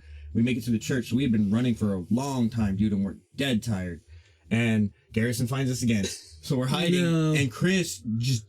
The agreement kind of as a running group is like you kind of like stay as a group. You don't want to let people just run off by themselves. It's dangerous. We're in the middle. I mean, it's lakeside. And people wearing all black at night. I mean, like Cody Ledbetter, he would show up to this thing, and other people do the same. I mean, he intentionally wore black pants, black shoes, black sweatshirt with a camel pack, and face painted himself black. So also think about the people living in houses. Yeah, seeing what's going around, like who the fuck are these people? Yeah, so Chris and I were there, and I fucking, the group that we're with, a couple of us split off in the church and we're hiding. We're like, where the fuck is Chris? Well, we get caught. Did you guys get Chris? No. Where the fuck did Chris go? He's at the school. He's the first one there. How the fuck did he get there? Dude, there's a mountain in between the church and the school, and that's why you have to go around. Right? Chris went over the mountain. No, fuck you. He found a little squeeze through a fence, found a little fucking trail, pitch black at night, went over the mountain. It's like... That's how you win. That's how you win. But there was a night where we were going to start, right? Where we had everyone in the parking garage, and these cops come in. What are you guys doing? We have like 30 plus people just all out of their cars hanging around in this all parking black and all that. So what are you guys doing? And it took a long time to explain, like, dude, it's just a game. And then they're like, we'll just be safe. And we found out there's a fucking guy on the loose wanted for murder that night. No way. And they didn't even say anything. At least that I remember. I think we found out on the news later. No way. We wouldn't have played. Yeah. Fuck that. And it was like, so all these kids are running out that night, and multiple people said they had gotten stopped again later on because there's like 30 of us. Yeah. And there's a fucking murder on them. What the fuck? Yeah. But dude, it was so fun driving. I loved that. Just waiting inside, or just waiting at the parking ride. 15 minutes go by. It's like, all right, roll out, and then fucking. How many searchers are there? Like 4 cars or 2 cars, and 2 people in each car, 2 to 3 people. And so I'd drive. Yeah, it was kind of an open thing, but most people wanted to run. I mean, that was the most fun, but. Like I said, I had one of the trucks, and so I usually was one of those that was helping put it together. So I was just like, yeah, no, I'll do it. Because you got to also think, we're also in high school. No one wanted to spend money on gas. Exactly. No one cared. So I'm going to spend my money on League of Legends. Come on. Yeah. Right? That's another money pit was gaming. But just drive off and over there by Wyatt's house. What's the name of that school? Lakeview. Lakeview, yeah. You'd be going down that road where it's like lined up with trees. And it's getting late. It's already dark, obviously, and it's like 8 o'clock at night. And I'd turn onto there, and I'd see no one. It's pitch black. I see no one. All I see is the trees and the moonlight. And I drive through, and I'm like, you know what? I'm gonna turn around. And I go back around, and and they think they just got away, so they just jumped out of the bushes. And all of a sudden, they're like, shit, it's the fucking truck. And then as soon as I turn the corner, and I just see like 15 people just jump into a bush and hide. No. And they were like, and I just gun it, and then I don't remember who was with me. I'd gun it and this pull off real quick. They'd jump out of the moving car and sprint, and we'd get like 2 or 3 of them. And imagine being a random car, right? Because like Garrison said, as a runner, people. You were like unsure. That too. That's a big point. I'm surprised we never. That's gnarly. That looks bad. You would just pull people in the car and stuff you're in, and but also you'd be like, I'm not risking it. You just fucking jump into a bush, and that's just a random car driving by, and it's a 2-lane road, so they're right next to you, and they're like, what the fuck is wrong with that person? Is everything okay? Oh my God. It was great, man. It was so dangerous. Yeah, I mean, I remember running once and jumping the fence into Lakeview and hiding in the play set for like 20 minutes, and then try and leave. Another car would drive by, so I have to hide again. They finally caught us, and then I had to jump the fence to try and get out of there, and I ended up getting caught anyways. But and you had points, dude, because like there was so many times where that would happen. Like you're bogged down at the start of the goddamn fucking place. And you still have a couple miles to go to get to the school, dude. So it's like, okay, once I get through this point, it's a full sprint for the next however long I can sprint. I've got to make up for lost time because I've only got 2 hours. There is a time frame. Yeah, there is. So you have like 2 hours to get to the high school. We'd start at 8:30. You had to be at the school by 10:30. If you didn't, you lost, and you'd have to call them and tell them where you're at. Yeah, because curfew and we had to make sure high school and all people were safe too. Yeah, yeah. We had to do a time frame, and I can't remember who it was, but there was one time. I mean, like I said, we did this probably about 5 or 6 times total. Like every month, there was this like Facebook fugitive, and then we'd set a date and just, I mean, like I said, 30 to 50 people at a time. But I still remember one guy that, I mean, it's 15 minutes, and they had to run from Park and Ride to El Cap, right? I mean, that's not that bad. But you're running all the way downhill, Lake Jennings. Only one person. Because people thought, like, oh, I'm just going to go beeline it down Lake Jennings. So we would always, as soon as the 15's up. Wouldn't you just do, like, Mapleview and then go to Elk? You're talking about the Park and Ride that's right by the 67 next to the Burger King Domino's? No. We're talking about... There's a Park and Ride right there. No, but we're talking about Jack in the Box. We're talking about where my parents live, by, like, Sherry's house. Way over there on the other side of Lakeside. Like, you're going to the Alpine. Yeah. Like, you're going towards Old Highway 80? Yeah, kind of by, but it's past Old Highway 80. It's basically on the new freeway, or where 67 is. Yeah. The 8, sorry. Yeah, it's the 8. With the 8, yeah. So, so it's way up there. It's miles. Uh-huh. And, there was only one time a guy actually made it within 15 minutes. He's a track guy. Ran the whole He was thing. the only... How would anyone do that? Isn't that way too short of a time frame for anyone? Like a normal player? Ran, like he didn't like okay, jog. the time frame was 2 hours, but he made it in 15 minutes. Yeah. Like, because he just ran the entire time. Because, we gave everyone 15-minute head start because you got to get to the Park and Ride into the neighborhoods. The neighborhoods. Because, I mean, right when you come out of the Park and Ride, you got to get to the light, and then you got to cross the light, which is funny as shit too, being on the Park and Ride looking down, you just see like 30 people. As soon as the walk sign goes, you see 30 people just start sprinting. And but that's a good story after that. Yeah, so everyone would go, but then there was always a few people that decided, like, I'm gonna run it. Now I'm just going Lake Jennings and I'm going the whole way. And we would always send a car down that direction. And like, as soon as it hits, like, all right, I'm going down towards Lakeview. All right, we're gonna go down Lake Jennings, see if anyone's trying to run it. One time, a guy fucking, I don't know. I mean, I'm gonna look up how far the distance is. It was insane. It's at least like 3 miles, at least. Wild, while he's Googling that, dude, so one of the best times I ever had was with Damon playing Fugitive. Dame? Where'd you guys play? Here. It was when he was down here with Whit. Really? Yeah. And I think this is actually the night he met Whit. I'm pretty sure it is. I'm actually pretty sure it is. Because we all ran together. No, we didn't. So here's how it happened. Dame, me, John, and David we're not playing this. We'd already been drinking. We're not fucking playing this right now. Here's the thing. We're going to be runners. But one of us is going to go hide at the Jack in the Box with our car.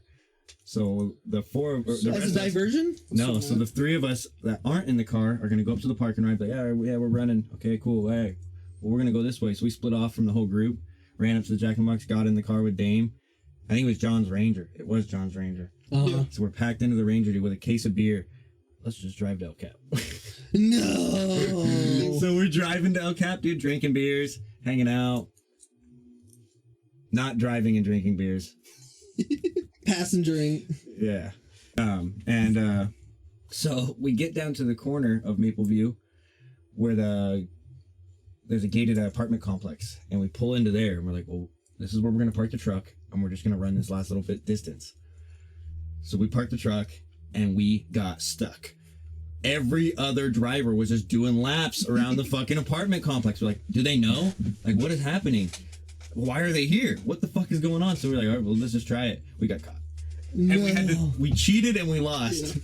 It was amazing, but we were drunk as hell. It was fucking fun as night. So, from the Jack in the Box up there, which is across the street from the Park and Ride to El Cap, it's 3.2 miles. So, holy shit! I mean, they're running down Lake Jennings, and that's a straight shot. So imagine people were going down like Hahana. Yep. Down Las Coches and Winter Gardens and stuff like it was wild. It was over game, dude. Where the entire town of Lakeside, you just couldn't go into the other towns, including Lindo Lake, which people were sketchy as shit because I mean it's 9 o'clock at night, pitch black, and you're going through. And that was before Lindo got kind of reworked. So I was gonna say Lindo used to be fucking pretty sus. Yeah, dude. But so they were running at less than 5 minutes a mile. That's insane. Track kids, man, who runs for fun, dude? Yeah, right. When Daniel told me that was his motto, I was like, that's insane. Nick, it's incredibly hot in here. Yeah. Can I open this door? Can we open the window?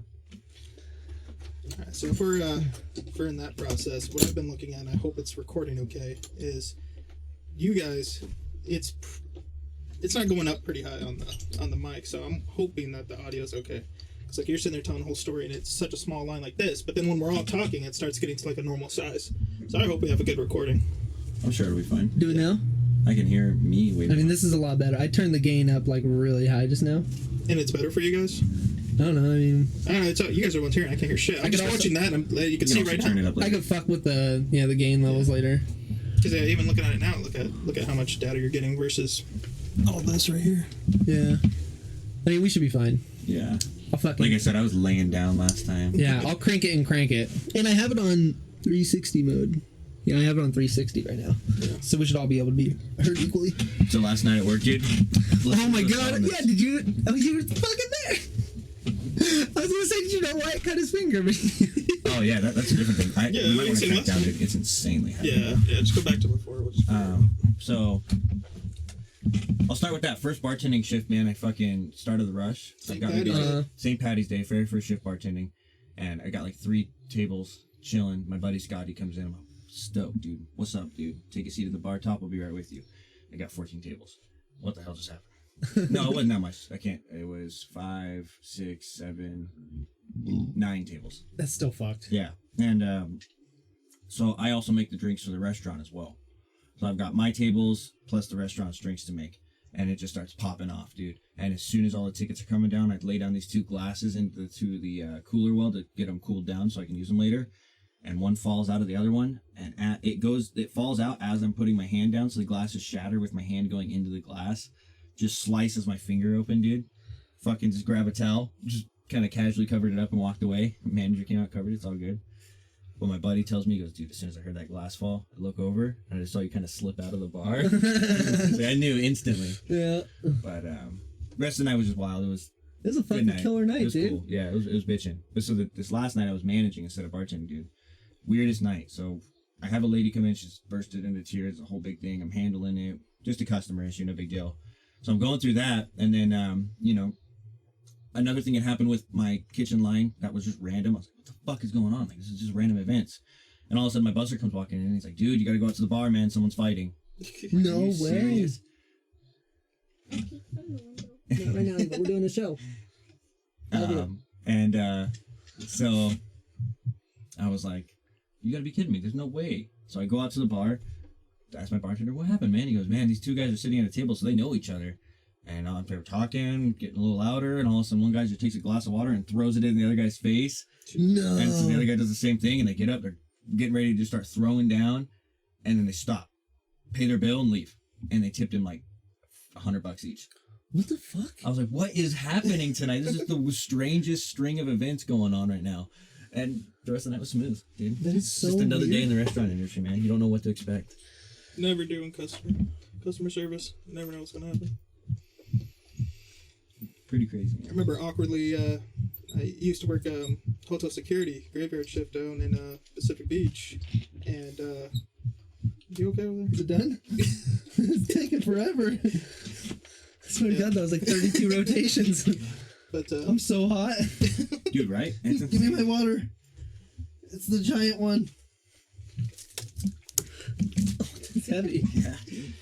We should drink 2 of those a day. Nice one. Easily.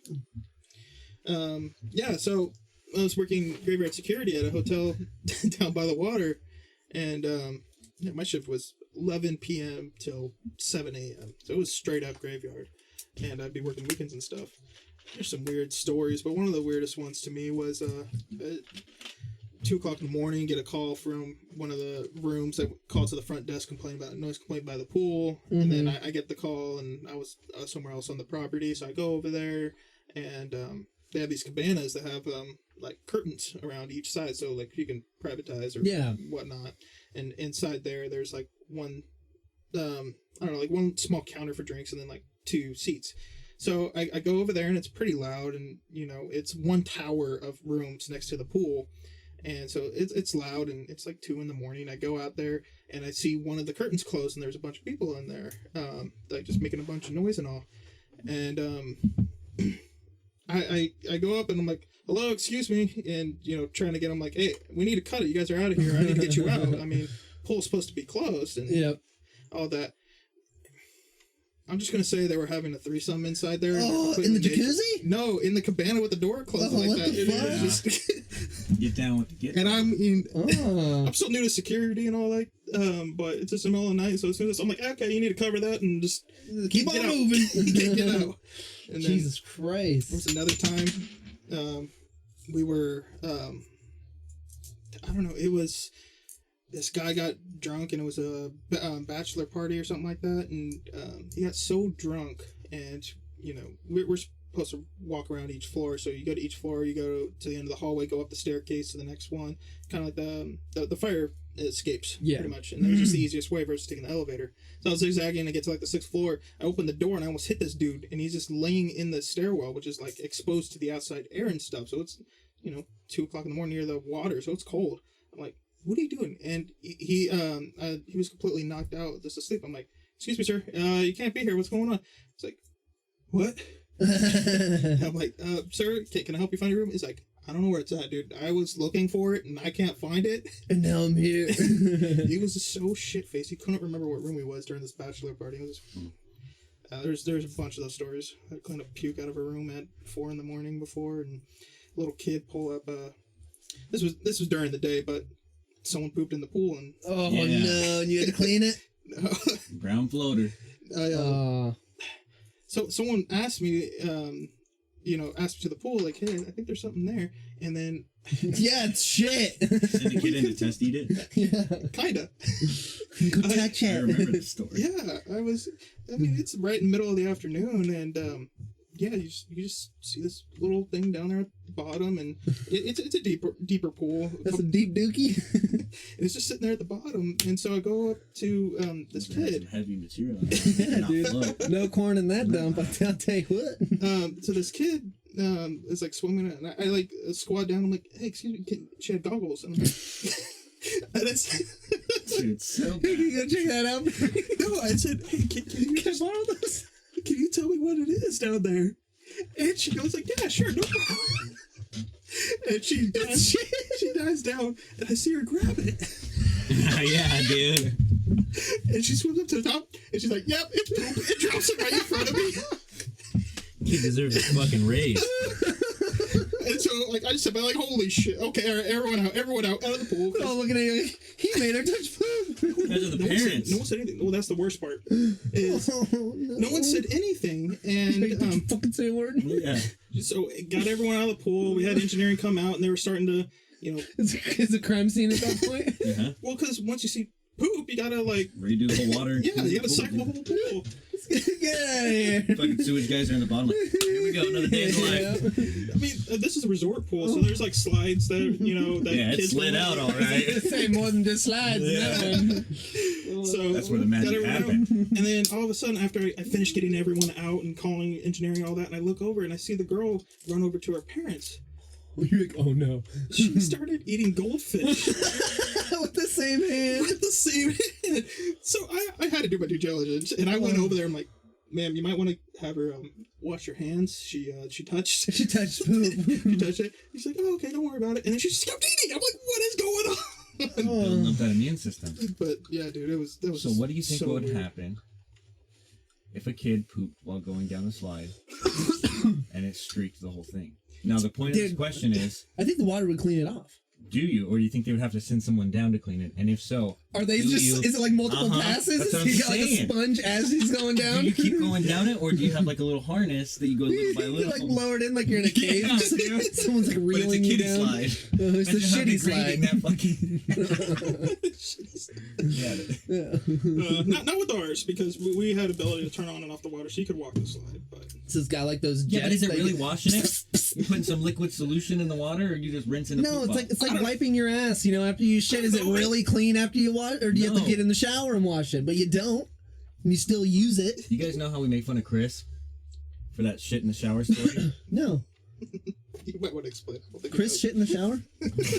No, that's taken out of context. So what happened was we were at Dame's house one day, and being idiots, and Chris goes, yeah, you guys ever take a shit and not have toilet paper, so you just like hop in the shower, spread your cheeks? I'm like, no. And he goes, yeah, me neither.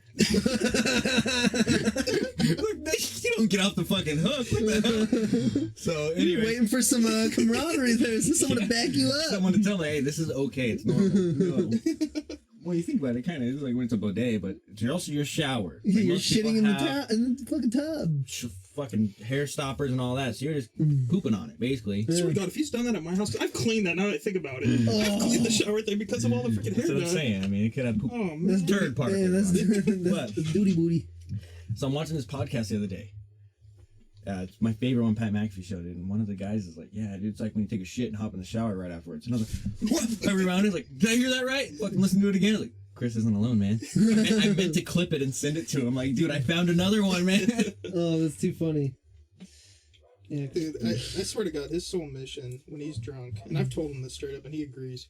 His sole mission sometimes when he was living at my house was just to piss me off. If he got drunk, he made it a point to piss me off, and it wasn't like break anything or whatever. But I don't know. He sometimes if he got really drunk, he'd be just kind of a dick just to be a dick. But we were having a Christmas party, and we had like sugar cookies and stuff around and all that, and he started eating them in the kitchen, and he's talking while his mouth is completely full, and he's just spitting it everywhere. No. I'm like, dude, Chris, fucking stop. You're getting this shit everywhere. And he's like, I don't give a fuck. And he just kept spitting it out. Or he just like laughs like, yeah, I'm not going to stop. Yeah. And then I just remember, like, after trying to get him to stop, and then, I went over into the pool room, and he comes in, and he has Duke, my dog, black lab, big dog.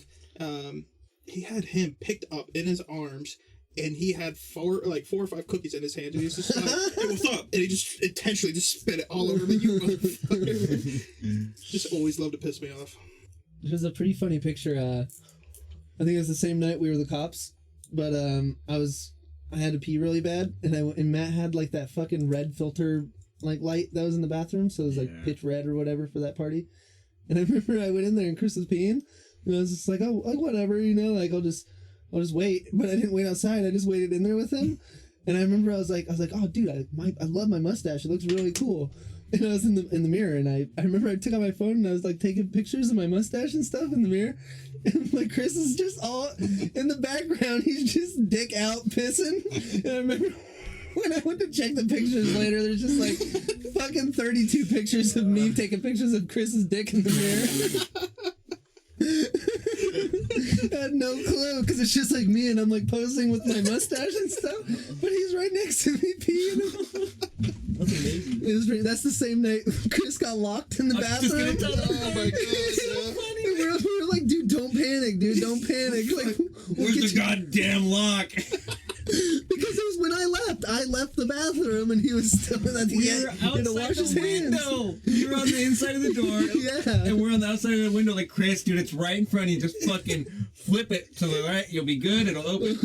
Where's the fucking lock? He punches a fucking hole straight through the bathroom door instead of figuring out how to just turn the lock knob on the bathroom door. He's a fucking maniac, man. Dude, and then there's also fucking Axel. We had so many goddamn good stories with Axel coming down and partying with us. Dude, 2 that stand out so vividly to me is one, we're smoking the vaporizer. And we're sitting with everyone around, and we've got a lot of pot around, dude, like a lot, and it's not our pot. It's not our pot. Exactly. We're young too, so like we're kids, so it's like we don't have ways to get this, so we had like very few people you don't want to piss off, And so we're smoking the vaporizer, and Axel's hammered, smoking a cigar, which to this day I don't know where the fuck he got it from. And he comes walking in the living room. Is that weed? Yeah. Fuck weed. Fuck. Hits the vaporizer off of the table. Weed all over the floor. Vaporizer all flipped upside down. Axel, what are you doing? Fuck weed. Yeah, dude. He just has no caution is to the wind with that guy when he gets drunk. I remember he got so fucking out of hand. He's in the fucking hallway spitting on everyone. You know why though? It's because he was claiming that because he got so drunk. He claimed that olive oil, if you shoot it straight, will sober you up and not give you a hangover. So we're like, bullshit, dude. There's no way. Drink some olive oil.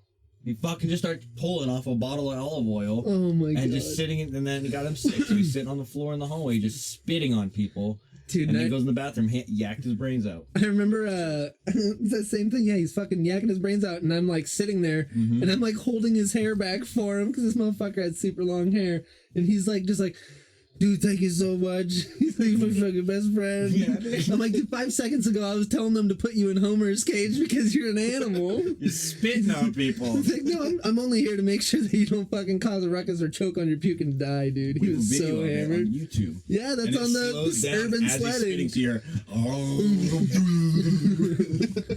oh my god. Yeah, dude, it's crazy that urban sledding video. I walk up that hill to go to my house every day now, and it was complete ice. And that was when we were. It's been through the test of time. We grew up there. Yeah. And then we go back there later on and go urban sledding it, and then way in the future. Now you live right next to there. It's just fucking a recurring place. It's so cool. When I was getting walked through the apartments or the complex, like find an apartment, I was like, I was like, dude, I remember at this point I swanton bombed someone. You guys remember what that is? Yeah, the fucking wrestling move. Yeah, where you basically front flip with your arms wide open and just land on them. Yeah. We used to have wrestling matches in that little area because there's a pathway with a little grass patch that had wooden fence line around it for the garden. And we just trampled the garden and made it a wrestling match. We just jump off the wooden fences and stuff. Dude, it was weird seeing all the memories. It was cool. Yeah. Yeah, but it was pretty cool how it came full circle like that. Yeah, it's like back to the roots. Yeah. I'll still walk, there's still parts when I'm walking the dogs and I go up into the condos where we used to live and I'm like, dude, I remember doing this there. I remember fucking getting on the roof of the pool. I remember pissing on the side of the building at 6 kids because we just got done swimming and my mom's trying to wrangle us in the house. And we're like, I gotta pee. Drop trowel in the middle of the street. My mom's like, sons of bitches. These kids are too much. Yeah, dude, we didn't give a fuck. Yeah, we piss everywhere. Fuck, I got stung in the nuts. Going up in shorts. We threw rocks at a beehive. Yeah. And ran away and fucking stung me in the head. And David, they went up Nick's shorts and stung the hell out of his nuts. Stung me in the nuts, man. I remember too, we also got in trouble because we used to get dropped off at the corner by the bus and have to walk up this it's not a street. It's kind of like just it's like a driveway for the townhomes. Yeah. Or the condos. And there's a fence along the way. And we were just walking, kicking the fence. Just being stupid kids, man. Just kicking it, and we got caught by a neighbor, and they went and told my mom, and my mom made us all right 500 times. I will not kick the fence. Dude, I remember having to do that. Yeah. Sucked. I remember you didn't do it though, because you were just like, I'm out there. She's like, well, then you can add on more words. And it's like, well, let's see who breaks first. Yeah. Let's see how many words can fit on a fucking page, Ruby. I don't even know how to spell those words. All right, who here? What is the best outside poop story? Where's the weirdest place you've pooped? TDS's Hill. The one behind the basketball fields? Yeah. Or like by the 3-stage. The basketball hoops? Yeah. There's that little dirt trail that leads up into the mountains. In the mountains, yeah. Yeah, up there. That's the weirdest. I was playing lacrosse with Eric and Devin and them one day, and dude just hit me hard and heavy. Had to go back there. Straight diarrhea. Used my fucking underwear as TP. It's the best. Hooked it on a bush. How you doing? Keep it moving. Let's see you later. Right. This is the best, Went dude. back down and finished my practice. Goddamn. What about you, Garrison? I really don't. No outside poopy stories? No. Even camping? Pooped in the fucking river one time. Yeah. Yeah, I'm gonna say no, not on that. But I have a plethora. Like, I don't think you guys have even heard some of these. Nope. Like back in the day when I lived in Sonora, the most memorable one for me. There's a million, but the fucking biggest one. I remember we were hanging out. It was me and my brother, and I didn't really have much friends in the area, like where we lived. But it was mostly my brother, and he's I remember we were over hanging out with his buddy Casey. There's like Bill and Walter. Walter's his brother, and we're fucking like 12, 13, and we got like super drunk in his backyard, and we're like, oh yeah, like, well, we need to get more like alcohol, and we didn't have any, and we weren't old enough, so we were like, all right, dude, we're gonna go get Casey's brother Walter to go get it, or Casey's brother Carl to go get us some alcohol. And I remember he's like, only if you go with me, Nick. And I was like, okay. And it's like a really fucking far walk, and it's like we're in the mountains, fucking, it's like super thick mountains, and we're like walking, it's like a mile and a half, and we get to the fucking the outpost. It's like the little mini mart or whatever. And we go get some like peach fucking vodka, and we're walking back, and all the guys, I guess, had like followed us, and we're all hanging out, and we were sitting in the car, and we're like, okay, well, we have all this fucking alcohol, like let's just go back to the house and drink. And I remember some guy like shouted at us like from the parking lot of the mini mart or whatever, the outpost, and he's like, yo, you guys want to buy some weed? And I was like, dude, no, we're good. And I remember they're like, dude, like, we really want weed. Like, here, we'll give you the money if you go over there. Like, we'll let you smoke with us.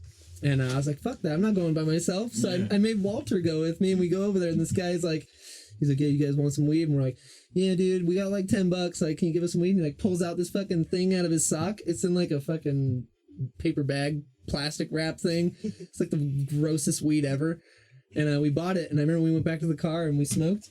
And we got so fucking high because I was a kid. I had no tolerance, and I got super baked. And then I had to shit really, really fucking bad. And right next to where we were, there's this huge fucking commercial strip of like buildings.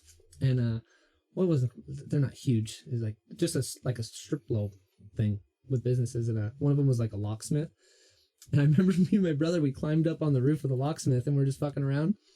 And I had to shit, so I was like, I'm gonna poop on the roof of the locksmith. And I remember I shit up on the roof, and I didn't have anything to wipe my ass. And I remember there's a fucking shoebox like almost towards the edge of the roof, and I went in there, and there was like the papers that get stuffed inside your. Why was that up there?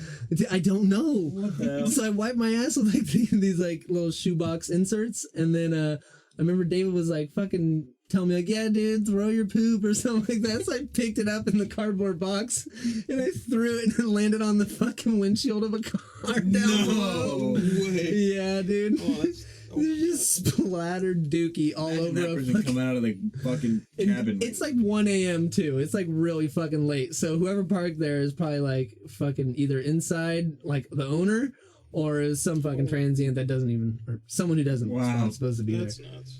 But I remember the time you did it at the school, math school. Yeah, was it home plate? Off the roof. Oh, dude, the precision poop into the trash can? We were, so this night, Matt, such a cool cousin, dude. He fucking let us come over and party, but we were too young, so we played water pong while they partied. Uh-huh. Yeah. And we just do trick shots and stuff like that. So we Yeah. had a whole night doing trick shots. Woke up the next morning, started it off by chugging a bunch of monsters. Yeah. And then Nick Lighting started lighting his farts on fire. Lighting our farts on fire, dude. So then we went around the school and we found this cool little spot that we were playing basketball in, and then all of a sudden Nick's like, I got shit, so let's walk around the school and see if we can find a spot. No bathrooms are open, so he's like, well, let's shit. So David or Nick came up with the idea to just shit off the roof. And then we found a trash can where we can't let it just hit the ground, so we put a trash can underneath him, and he had a precision shit.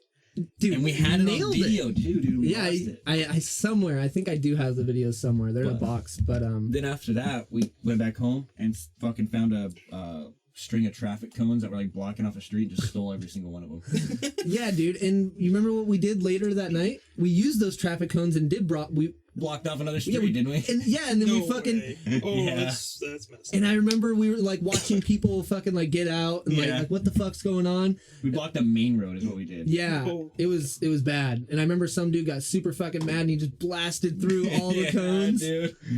Yeah. I don't remember. The guy that was driving that night, Dude, fucking lean back. dude, this guy was fucking driving with his seat all the way leaned back, and he couldn't Let's see just over the say steering wheel. He did not know where he was going. There was 0% chance that he was able to see the fucking road. He had all of us just in the car. Like this. I mean, we were all so fucking nervous. We're like, oh, it's cool that we're going out and we're gonna go do this, but we're like, Are we gonna die? Yeah. Like, this guy's not able to see the road. Oh my god. I remember it's it reminds me of kind of one of the first times I actually became friends with you, Wyatt, in person, and you being a hobo. Was that like around the time you guys met? Yeah, it was like the second time meeting, because the first time I met you, I was actually visiting Danny, who lived 2 blocks away, and went over there for the night, and he was like, hey, let's go to my friends, and went 2 blocks down, and I remember going into his room, and this room was so fucking small. Tinier than this room, dude. Yeah, dude. It was so This doesn't even do it justice. And it was just this bunk bed, and he's sitting on the bottom, and he had, I think it was like a TV tray or something, and he's just got this small, like, not even 12-inch box TV, and he's just sitting there playing Halo 2 inches from the screen. That's exactly how that worked back then. But yeah, I don't know. I played Halo, so we became friends pretty quickly. But went to down the street. I had a friend that I was a lot closer with at the time, and he was having a Halloween party, and he was friends with Danny and Wyatt and stuff. So he got invited, and middle school, and we we're having a big party and all. I don't know, there was like 30 plus kids. It was quite a bit of people. We had a LAN party. But that's true. We were doing LAN parties all the time. We did that every chance we could. But we would had a Halloween. I don't remember what I was dressed up as, but it was just funny as shit to me because Wyatt at the time got a shopping cart out of nowhere. I don't even know, where did you get that? The closest store was like 2+ miles away. It's probably someone a hobo took and ditched. It's a secondhand cart. Because it used to be able to go into the little ravine on the way to the sand pits or whatever.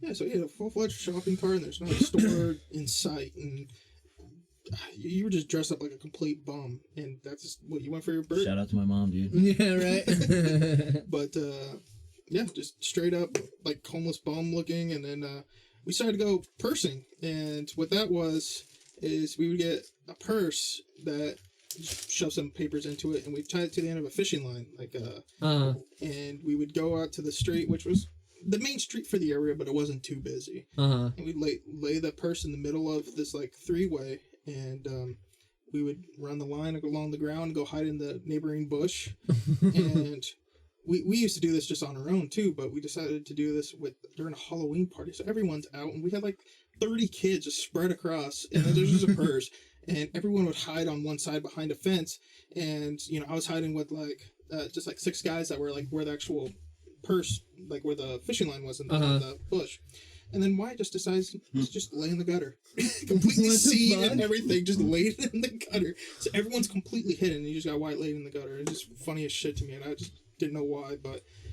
he's blending in. I got a shopping cart and I'm in the gutter. Yeah. But, yeah, I don't know. Someone threatened to pull a gun on us during that, too, once. Were you there for that one? Yeah. Yeah. But, got pistol whipped by Daniel. Remember that one? I'm still mad into this day. What? Straight full-on pistol with Garrison in the nose, dude. So middle school, we had nothing but Halo. All we would play is Halo. And we were at the same guy's house, and he had airsoft guns. Out of nowhere, we're just sitting here getting ready to do it. We, his dad was making sure we had, actual glasses on so we didn't shoot each other's, eyes out. Try out, kid. Yeah. Dude, it was pretty sweet. Yeah. I mean, we fully set it up, and we'd do like 2v2 or 3v3, and like his house kind of like had a little hill up there, and then it would go onto like the back row would kind of like horseshoe around the house a little bit. So each person would start, or each team would start on each side, and then you'd come meet in the middle, and then you'd go up the hill to have more like play. And I don't know, we were doing capture the flag and everything, but we're setting this all up, and we're just normally talking just like this, and then out of nowhere he's just like, this one, it just beats me right in the fucking nose with the butt. I'm like, what the fuck? Were you bleeding? I don't think so. No, I didn't bleed for some reason. I mean, it was plastic. Yeah, but it's just shocking. It's just like, yeah, because just out of nowhere. What happened? There was no reason. He just like, Halo. This one. What the fuck? Space case, man. I love it. Oh, you guys want to talk about gaming, or you guys want to cut it here? We got to get it in. It's our weekly. How long has it been? 2 hours. Well, we've got maybe 20 minutes of dead from us trying to get. Yeah, let's get the gaming in the stuff at night. So we're back with week 2 of our gaming gains segment here. So I kicked it off last week with my gains that I had initially that week. So we're gonna kick it off here with Nick, and then we're gonna go to our guest Garrison as well. Nick, what's your gaming gains this week? Well, to be honest, it's pretty much the same. RuneScape. I've been fucking crushing it on RuneScape, playing it all day, every fucking day. I switched it up. I said I was doing Recipe for Disaster last week, and this week I'm more focused on getting my Mauritania hard diaries done. And whoever doesn't know what those are, diaries, you basically complete little tasks in different areas around the map, and once you complete all of them for that difficulty of diary, you get a reward. And the Mauritania one is super helpful because you get 50% more runes from Barrows, which is just a good boss in general. It's super fun, and I'm almost able to do that. So I've been crushing my diaries and doing a bunch of quests this week. And then also I've been doing a bunch of bossing. I hear you and Danny doing some. Yeah, well, me and Danny tried to do DKs, Dagonoth Kings. We got our assholes creamed. I think he died within like, I think it was like 4 seconds or something like that. Got in there and just like was like, oh, well, I'm dead. It took us like an hour to get there. He's like, I'm not doing that again. But yeah, I had to teleport out too. I was they're way too hard. But we've been doing a bunch of God Wars dungeon, Bandos. I fucking think I have like 32 kills on Bandos now. Damn. Been doing a bunch of Zamorak. We actually got the Bandos Hilt, which is an 8 mil drop, and we split it between, I think it was 3 people or 4 people. And then we also got Staff of the Dead, which is like a 10 mil drop, and we got to split that. So I've been making fucking money doing bossing. So been playing a lot of that, and then other than that, really, we haven't played Valheim in a week. We played a little bit of Halo. I mean, that's... And the internet went out. Yeah, and then the fucking internet's been... Yeah, our internet's been real as shit lately, so it's kind of hard to do, like, the serious competitive gaming. I'm an idiot, and I logged out of my League of Legends account, so I can't play that anymore. I don't know the information. Been fucking talking to Mr. Doofenshmirtz on customer support. Doofenshmirtz? Yeah. But, did you reach out to Axel? Oh, no, I didn't. But, yeah, so I literally typed, like, a book of information to this customer support Doofenshmirtz guy, right? All this information about who's on my account, when I created, what was my first RP purchase, the lakeside, like all the area of creation, all this information about my account. He's like, oh no, like that's not enough information to like confirm who you are. He's like, I'm really sorry. He's like, the only thing I can say is that was the email something, did it go something like this? And if it did, like, could you fill in the blank and send it back to me? And it was like A.07 at domain. And I'm like, dude, that's fucking Axel 007. And I'm like, I used his fucking email to create my account. So I have to reach out to him and tell him to check his email because that way I could reset my password. But that's so fucking funny that I created my league account way back then. Yeah, it was at Barb's. Yeah, so, but it's like, I was telling Garrison, it's like, it makes sense because he bought the Xbox and it was Axel007 at live.com. So that's what he used to make his Xbox Live account. Mm-hmm. So it was like, that was back in the day where you could create a free 1 month.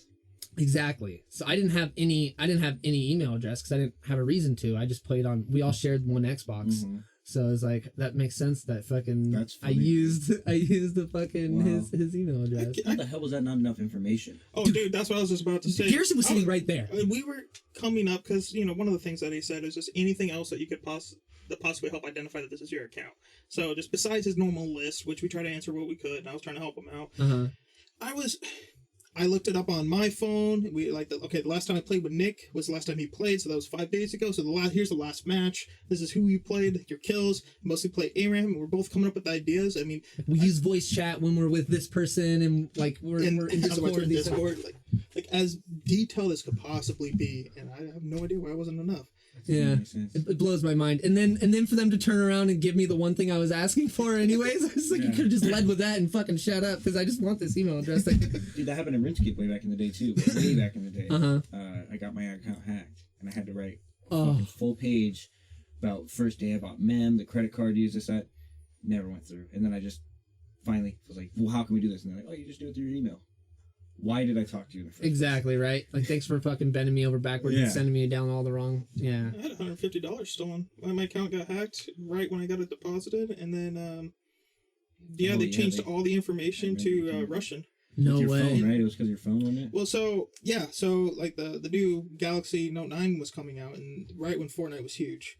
And it was time for me to get a new phone, so I'm like, screw it, I'm just going to pre-order and get free $150. It was literally $150 in like the Fortnite credits. I forgot what those cards are called. V-Bucks. Yeah. It's literally $150 in V-Bucks. And I was like, I need a new phone. Perfect. I did that. And then right when I deposited the stuff, I ended up going on vacation in Hawaii for like 2 days later. And the stuff didn't show up. The stuff showed up in there, but I didn't touch it yet. Uh-huh. And so went there. Then my phone I got a notification saying that like the two-step authenticator. Yeah, was like trying to go off and everything, and I just kind of ignored it. And then when I came home, I tried to sign into my account, and all the V-Bucks were gone. I'm like, what the? I got nothing in here. Wait, what the hell? And Actually, no, I'm sorry. I tried to log in and I couldn't log in. Sorry. That was the first thing. So I couldn't log in. I'm like, what the hell? And then I go back in my emails I had gotten while I was like on the plane ride. So like I checked it later, and that's why I just cleared my emails. I didn't think of reading them because I got them on the plane. I'm like, I usually don't get anything. But yeah, so I go back and like someone logged in Russia or something like that, and my email from Epic Games was in a different language. Like they actually changed some of the information into Russian? Yeah, like the preference of like your default language. Yep. They changed it to Russian and everything. And so I had to like go on Google on my phone and figure out what things meant so I could figure out how to log in, say, forgot password, send myself an email, and finally got able to get in. Then I had to change it to English, and then all my information had changed. The address, like my name and everything. And they logged in and they started inviting people as friends. Like, I don't know how in God's name they got everything on my account. They spent all $150 on like the next 2 days of stuff that came out. It was just all spent. No. And so by the time I got it back, changed it to my information, set up a recovery email. Like I try to do everything to lock it down. Cause I'm like, what the hell? I just got this. And I hadn't used any of like the 3 initial refunds they give you. So I refunded the most expensive things I didn't want. And I never got the money back, but I did try emailing Epic, like saying, hey, someone spent my money. And they wanted me to do this laundry list of like, when did you create the account? What's the first skin? All that stuff. I'm like, who in God's name knows any of that? Yeah, exactly. So I just gave up and refunded what I could and cut the losses. Yeah, and then I blocked their accounts. I was thinking about trying to get in a party with them and cussing them out, but that's whatever. But it's crazy. That's fucking nuts. So that and then Garrison, since this is your first time on the cast, you got to tell us a little bit about what your preferences of gaming are, what kind of styles you like, and then go ahead and give us a game you gained this week. I don't know, I've been playing games all my life. I mean, since 2nd grade. I mean, I was, 1999 or whatever, when that's when I got a Nintendo 64. That was the first system I ever played on. Back then you got Mario Kart, Mario Party, and, we used to play Super Smash Brothers all the time. That was every day for a while. Got into, online play with the regular Xbox, Halo. That was the first, rated M game, and that was the first, actual shooter I played, and enjoyed that. Played a lot of Halo 2. Wyatt and I, it was every weekend we were playing Halo 2, Halo 3. He'd always carry my ass, but, we still played. And my favorite series for the longest time still is, top 1 or 2. I'll probably say number 2, but Gears of War. I always loved that series. Gears 2, played a ton of hours on that game. I love that. Multiplayer, the campaign. Wyatt came over every single time a new one came out. He'd come over, we'd slap it on Legendary and try and play through the whole campaign and up till 4 or 5 in the morning trying to do that. And that was fun as hell. And then, I don't know, owned, a little bit spoiled as a kid, owned every console going up. PlayStation 1, 2, didn't have 3, but had 4, regular Xbox, GameCube, PSP. Jesus Christ. I had everything. I was spoiled as a kid. I was the only guy. They're the only boy. So, everyone else, they hung out, but my parents, I always had good grades and stuff, so I didn't ask for, hundreds of dollars, but, every other month, hey, can I get a game? Yeah. Hell yeah, dude. I get the game. So, didn't go to PC gaming until, after high school, really, or maybe in the middle of high school, I'd say. Just kind of dabbled with it, made my own, probably about 4 years ago, built my own PC, and then doing primarily that. My number one game I'd personally say is Overwatch. Gears of War for the longest time, but I played a lot of Overwatch. Probably first game I felt competitive in and try to go a little bit higher myself. Got into I think Diamond, but on the PlayStation. I like shooters. I like competitive. I'm having a hard time playing single player games with stories. I like just short, quick games. So League of Legends. You guys were also really big into Rocket League too, I think, around that time, right? Did Rocket League for a little bit, definitely. I love music, so one of the big games growing up too is Rock Band. Oh yeah. I've gone through 5 or 6 drum sets playing Rock Band, just breaking it, getting a new one. I remember every party. Oh, I had to have it set up. Even when we were drinking, I was like, break out the Rock Band. Dude, it's the greatest game. And with the projector going, that was the best, dude. Oh, it's great. It's about the Rock Band on. It's like scrolling on the wall. All right, so going to now.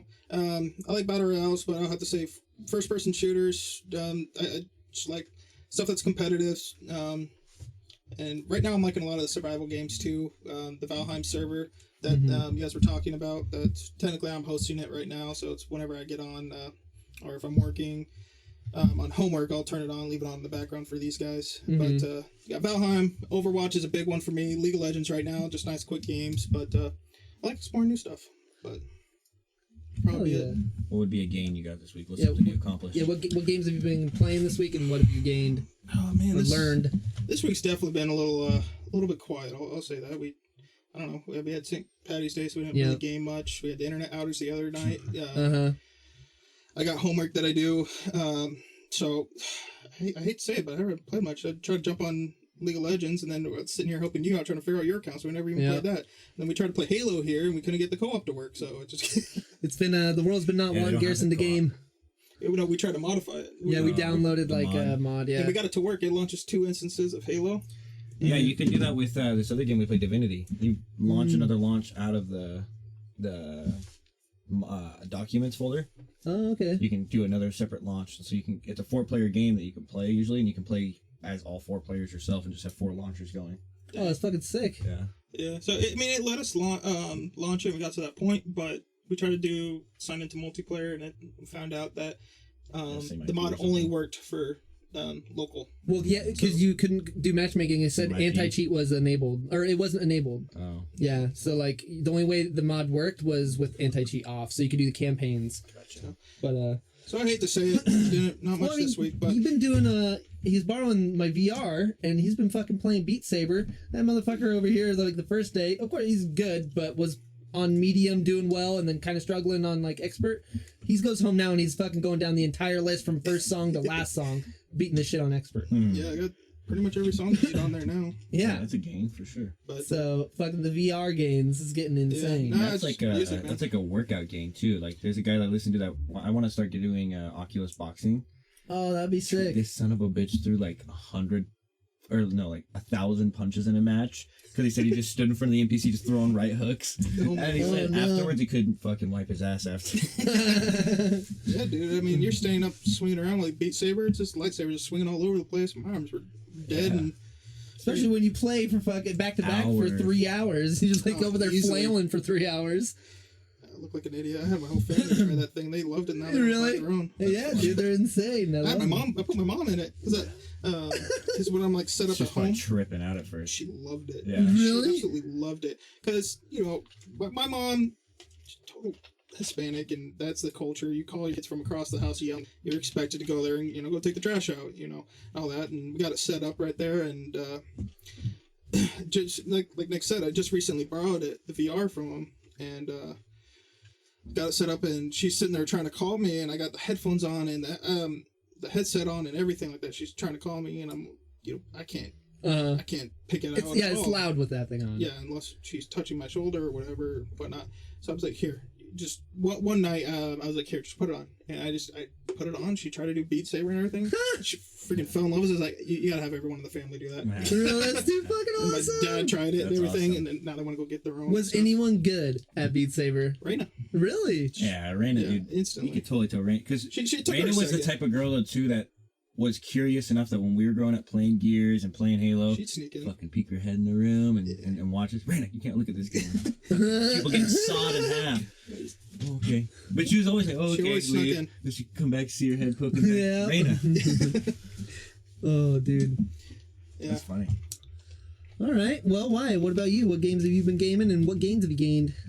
So, like you guys said, the game I was jamming on was Valheim for a bit, so we didn't start it up this week, so I transferred over to Mountain Blade. And Devin, I was talking to him, and he said that the last podcast, when I was talking about this game, kind of like what reminded him of it was a scene from Game of Thrones, Battle of the Bastards. And so it kind of just re-inspired me to start a new campaign in Mountain Blade. And again, dude, it's grueling. You start from fucking absolutely nothing. So I've gained through this week.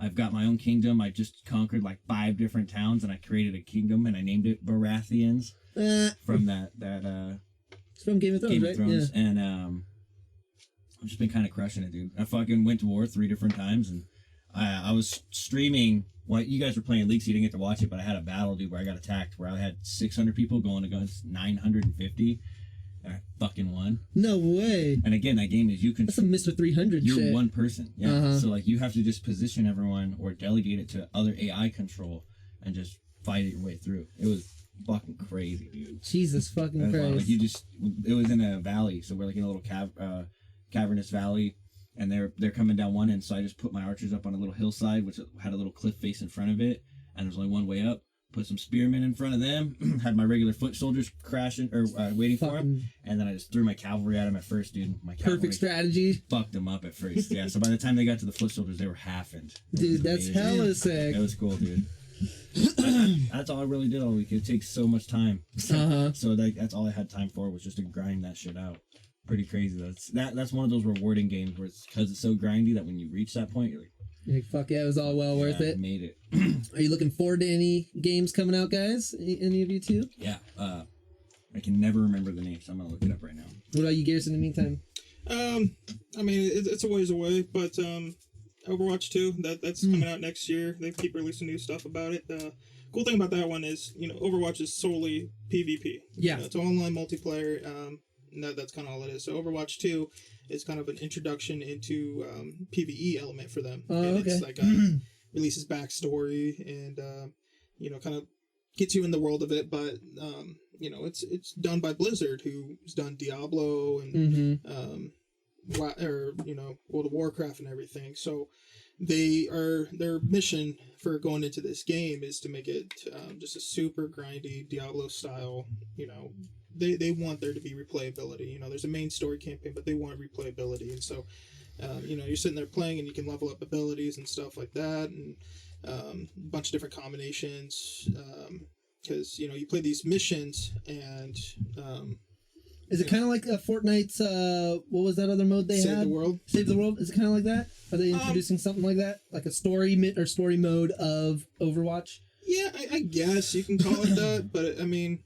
I don't know. It looks like it's a straight up, story that with like 4 people. So I'd argue it's more kind of like Gears of War, where you can't really. It's not open world, so you can't go anywhere. You just, once you load in, a little cinematic, you play through the story, or you could kind of fight your way through the streets, and an event happens, boss, whatever, and it's kind of like a dungeon crawler style, a little bit like that. So I'd argue it's kind of like Gears of War missions in a sense, but. Yeah, I mean, since it's PvP, you usually, the characters you play have a couple abilities, and that's it, and that's all you know them for. But with the PvE element, you can level them up, and you can change the kind of abilities. So, one of the main guys that I play, Reinhardt, they'd show in a trailer where his Smashdown, which is his ult, he shoots a hammer down in front of him in like a forward cone, but you can later get an upgrade for it where it turns into like a giant circular thing that knocks everything down around him.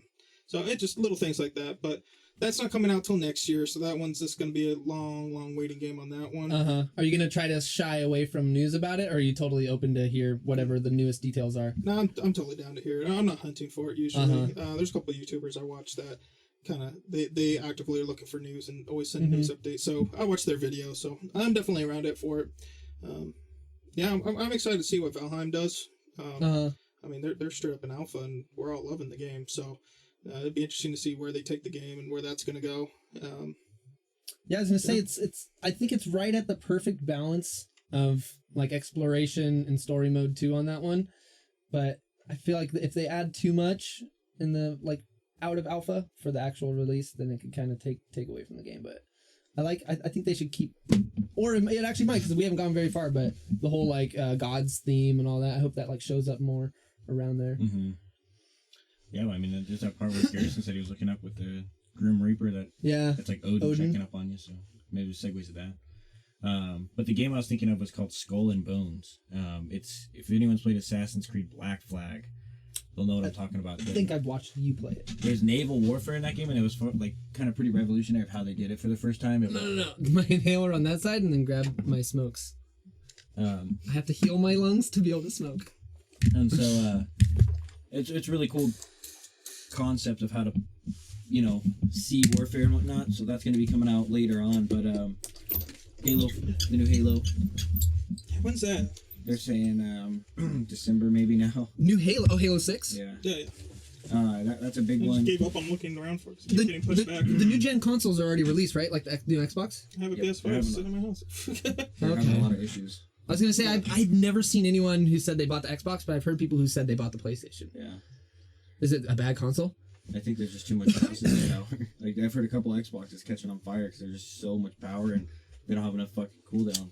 They were trying to sit there and trying to put a, I don't know, the power of a PC, but still be into a gaming console. Yeah. So, I mean, these things. I mean, they're legitimately a PC, but they got their own set of operating system in a sense, which is the console, and so it's just. I don't know. You can be stuck in. There's no way to test it. I mean, it's a new design, new thing. Wait. Well, yeah, you always want to wait that first fucking generation to have all the bugs figured out, like the old Xbox 360s with the Ring of Death and shit. Oh, yeah. Like, that was so common on the first ones, and then when they came out with the Elite, that was like a big fix. Yeah, like, there still were a few cases with, like, overheating, I think, sometimes. Sure. Yeah. But there was no, like, disc tray jam, fucking, like, a power failure or something like that. Yeah, there's a bunch of weird ones. Dude, did you guys ever hear about the time I got the Pikachu virus? That was Pikachu virus, no? Dude, back in Halo 3, I remember, like, thinking, like, it was a joke. I remember it was Cody Walker. He told me it happened to him. I was like, that sounds like, the way you're describing it just sounds like such a troll thing. Like, it's not real. So essentially what it is, it gets sent to you, and when you turn on your console the next time around, right when the Xbox logo normally pops up, it's a fucking Pikachu that pops up, and it just says, fuck you all over your screen. What the hell? Yeah. And I was like, dude, there's no way that like, that's not real. Like, that'd be fucking sick if it did. But I remember I was playing Halo, and we were like playing with some kids, and I don't know who won. If it was like us winning, we'd probably like talk shit like, you guys suck, blah, blah, blah. Or maybe it was like them winning, we're like, oh, fuck you, cocksucker motherfucker, like, I'll fucking beat your ass and fuck your mom and stuff like that. But I remember this kid sent me a voice message after and was like, oh yeah, enjoy that Pikachu virus. Or no, he didn't even say virus. He's like, enjoy the Pikachu next time you turn on your Xbox. And I didn't know what he meant. And I wasn't really thinking about what Cody had said, but I remember next time I fucking turned on my Xbox, sure as shit, dude, there's a fucking Pikachu that pops up on the screen, and it just says, fuck you, all over the screen. It's just in text. Yeah, and I remember we had to actually get that Xbox sent off, and whoever it was, Microsoft had to, like, do repairs and shit, and, like, swap out the hard drive. Jeez. Yeah. That's wild, dude. They were able to fucking... It's probably the way they used to DDoS all the time. Yeah. Like, where they could... Because it was, like you said, hosted by the player. Mm-hmm. Yep. It's hosted by the... switch people out of servers and all kinds of stuff. Yeah, so it goes by whoever had better host. So I must have had host, and they found out, like, okay, this kid had host, this is his IP, blah, blah, blah, and they were able to fucking upload some shit. I remember with John's neighbors, he showed us a time of what it looked like, and it was like, yeah, look, here's everyone's IP in the lobby. It's showing me right next to their name. This is the host. I want to become host. I'm just going to kick this guy. And exactly. And it transfers host to him, and he goes, and now I can mod the whole game. Yep. It's like, it's crazy, dude. So, the Pikachu thing, real quick. Just a quick story about that. I think it's hilarious when people use, like, a children's icon like that for other... Even if it's malicious, things. Yeah. So, when we were at Blockbuster one time... Or no, we were at Ross. This is where it was. I was with my mom. And then in the checkout line, they had like the old DVDs for $2, PC games for $2, like a swap meet type stuff. It was like a fucking for sale bin. Yeah, so there was a PC game that was Pokemon Red and Blue for PC. Sweet, let me get that. That's not real. So I take it home, pop that sucker in, dude. Straight up porn. No way. I shit you not. And on the disc and everything, it had the red and blue logo, all that stuff on the cover of the game, everything. Dude, they knew what was going on. And I guarantee someone they stole the game and returned that in there instead. And so I fucking popped this sucker in. I'm ready to go, dude. Click play, boom. Just a girl getting railed or something like that. And my mom comes over and goes, what is this? Yeah. Like, this is the Pokemon game. She's like, that ain't no Pokemon, son. Jake, that you need Jesus. Right in the trash, dude. Oh, man. She called that Ross furious. That's nuts. But that just I'd forgotten all about that story. I've never heard that story. That's crazy. So, I was kid, dude. Oh, it was great. Dude, I remember fucking, always there's at Wyatt's house. It was either us playing Turok, or is us playing Putt-Putt? Or Pajama Sam, goes dude? To the zoo. Putt-Putt goes to the zoo. Those were the best. My mom still talks about those games, dude. Really? Yeah. Or fucking awesome. There's like Where's Carmen Sandiego or something like that? No, we didn't play that one too much, but No, but it was Putt-Putt and Pajama Sam Carnivores? was huge. Carnivores was massive. Another huge one. It wasn't. Yeah, why did I say Turok? I meant We Carnivores. played Turok too. Turok was one of the games we first played where it was multiplayer, where we got to survive from the dinos. Yeah. Like, you remember that map where it had trampolines? It's like the whole... No? Oh, okay. So the whole map was... It was a forest, and the map was raised... Or the actual base was raised up above the foliage. And the dinosaurs were just in the grass, so you couldn't see them. But if you fell... You fucked? There was like 1 or 2 ways up on the south and north side. So you have to run there, so you're fucked. Because they made these velociraptors like just... They're on you. If you hit the ground, they're just on you.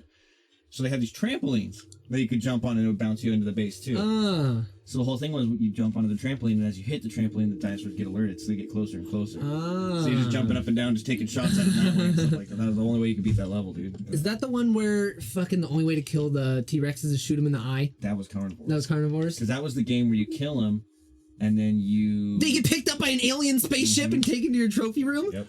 Did you play that I game? don't even know what you guys are talking about. Carnivores. It was an old PC way game. back Oh, in yeah, the see, I day. didn't play old school. First person shooter, and the whole premise was you drop into this whole land, and you have calls for these animals. Like you use your scroll wheel of whatever animal it's telling you to hunt, like a T-Rex. You hit your right thing and it goes, yeah. And then off in the distance in your headset, you hear a T-Rex call. So you have to track it. And the only way you could kill them is they would do this animation where they would like sniff the air and turn their eye to the side. Or they would go to the ground and turn their eye to the side, and you have to shoot them in the eye. And you had to have that dead fucking good accuracy. Hit this T-Rex in the eye. It was like the only game my dad played, dude. Really? He loved that game. He was really good at it. Oh, but like one of the Flash games, like on the It was on a disc. No, it was on a disc. It was on a really? disc. Yeah, it was that old. And like you go into your trophy room and it would have all the heads, weights, sizes of the dinosaurs you had killed and stuff. They would have the full bodies of them. They'd be like just like taxidermized in like a whole fucking arena. That was cool, man. It was pretty tight. They'd tell you what weapon you killed them with, what distance. Try to use like bow and arrows and stuff like that. It was fucking wild. There's another game that we used to play. Jack got this game for me because he knew we liked carnivores, and it was a Jurassic Park game. And it was one of the games where the mouse and stuff would control your hands. Right? So, like, you'd have to move the mouse down to the item, click it, it would pull it up. And it was so janky, dude. Because it was, like, pretty high. That's a pretty high concept for back in the day. Yeah, they didn't pull it off. And so you'd pick up stuff and your fucking hand would be, like, moving around and shit. And by that time, you're fucking eating. Yeah, dude. It was just the funniest game because you're doing that and all of a sudden you get eaten. And, like, when you get eaten, it would zoom out to third person to show that you're eating. Your fucking guy is, like, having a stroke at the same time. Oh, my God. Yeah. Dude, those were the best fucking games. They were. All right, well, let's jump into... I don't know if you guys been watching TV shows, animes, but let's hear what the fuck you guys been watching. Garrison, let's start with you. Man, I just...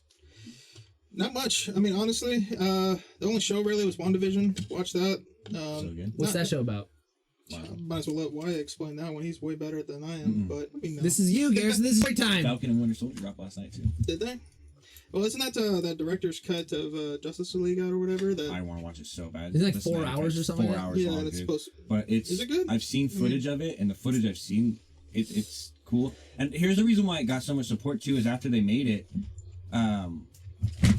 the actors were, like, asking, like, dude, we need to remake this movie the true way. Because the way it went down was, like, and I could be telling it wrong, but from what I remember, is Zack Snyder was making the movie, and he had it all basically pitched out, planned, and then when they heard how long it was, they were like, no, you gotta cut it down. So they cut a bunch of shit out? Well, they told him, you gotta cut it down. He goes, no, I'm not cutting it down. This movie is supposed to set up the entire universe for your franchise. So it needs it. Yeah.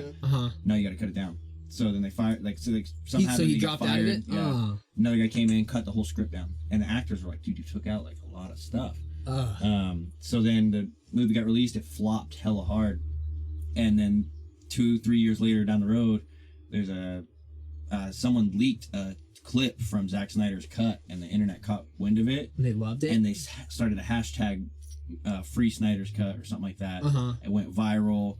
Warner Brothers and all them got wind of it, and they're like, okay, well, we'll just let him release the movie. So he went back and had to go piece the movie back together, get some of the actors back on set. No to way. reshoot some things, and he released that on HBO Max. 4 hours long, dude. It's gonna, and it's got like a whole different villain. Like, it's crazy the amount of cuts they made to the original one. Like, they changed the entire villain. They made the villain from the movie they released in theaters is the main villain's just Commander. What the fuck? Like, so he's not even on the same level as the big bad. Like, the danger goes way beyond the scope of what they originally showed. To put it in perspective, the main villain of this movie, that's the true cut, is named Darkseid. Everyone isn't really too familiar with him, but if you want to put it in an easy perspective, Thanos from Marvel, he was created from Darkseid's creation. So like when Marvel and DC split, Darkseid had already been created as this is the big baddie for the universe, and Marvel's like, we need someone equivalent of his strength to compete. That's Thanos? Yeah, so that's Thanos. And even they've done it in the past where they've had Marvel and DC Comics get together. Who's stronger? And Darkseid just destroys him. He's got just insane abilities, and his command over like his kingdom. He just has infinite soldiers to use. So isn't Darkseid the one in Injustice that has like the blood boil with the cat and the lasers out of his eyes? Yeah, it's got like the pet cat thing, right? That floats around. Am I thinking of a different one? He's a Red Lantern. Okay. So he's part of there's different types of Green Lantern. Right. Yellow, red. He's hate or rage. No, I know who you're talking about now. Yeah, Darkseid is the guy he fights with his hands behind his back. He shoots the zigzag lasers. Just looks down on everyone and teleports. Kind of, So they cut him out of the movie completely, and brought in a guy who's and in the comics, the guy they brought in, Steppenwolf, is a big villain.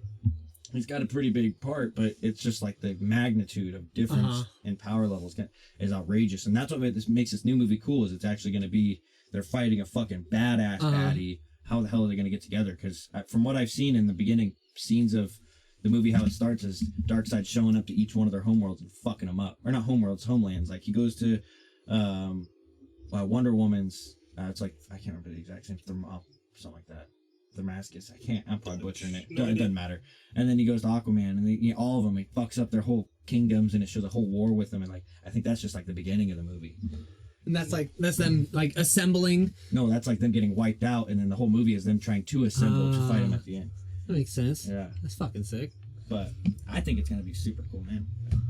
Hell yeah. Here's one I watched recently. I watched the Monster Hunter movie. Oh god, I heard it flopped though. I mean, what I kind love of that average? actress though. The actress is from Resident Evil. Yeah. Yeah, I don't know what kind of advertising. There was zero advertising. I didn't even know about it until I think COVID, man. Yeah, COVID one just shot it down. And that was on Prime, right? It's on Prime. You can rent it right now. They tried to release it in theaters. I saw it once at the drive-ins, but it was gone in like less than a week. Yeah. But yeah, they released it into theaters right during the lockdown. No one could go, so no wonder it flopped. Unfortunately, which to me is heartbreaking. I rented it at home. Christy and I watched it, and it was a good movie. It was very, very slow, but the last 15 minutes felt like the game, which was cool, because that's just what you expect, because they're trying to... That's probably why it flopped, is everyone probably came from Monster Hunter, wanted to see that shit the entire time, but there's probably a lot of build-up. If there was a second one, it would probably be way more hype. Yeah, I'd be 100% hyped for the second one, because the way they leave it off, there's meant to be a second one. Like, this is just... They're like going up against a fucking Rathalos? Was it Rathalos that they went up against at the end? I was going to say the fucking trailer. I was like, dude, that's Rathalos, and I know for a fact that's going to be a sick fight. Yeah, and it was cool. And, I mean, they try to stick true to the game when it came to it, but, I mean, you know, the games, you're up close with these giant-ass monsters, and you're sitting there trying to do melee with a hammer and stuff.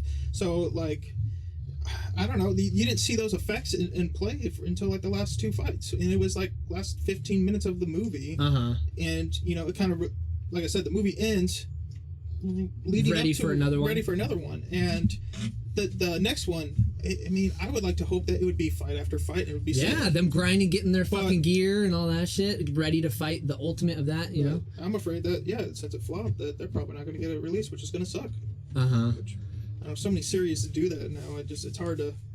It sucks. I mean. I mean, on like the theme of like movies made after games, fucking one of my absolute favorites is Advent Children, the Final Fantasy VII movie. That was a good one. It's such a fucking good movie, and that I feel like that's why I really like the anime based movies. Yeah, is because can portray it way better. You could do it however you want. There's no boundaries. There's a Halo movie just like that. We watched the Halo movie too. And it's so fucking good because you could do whatever you want. They did a live action one too. They did.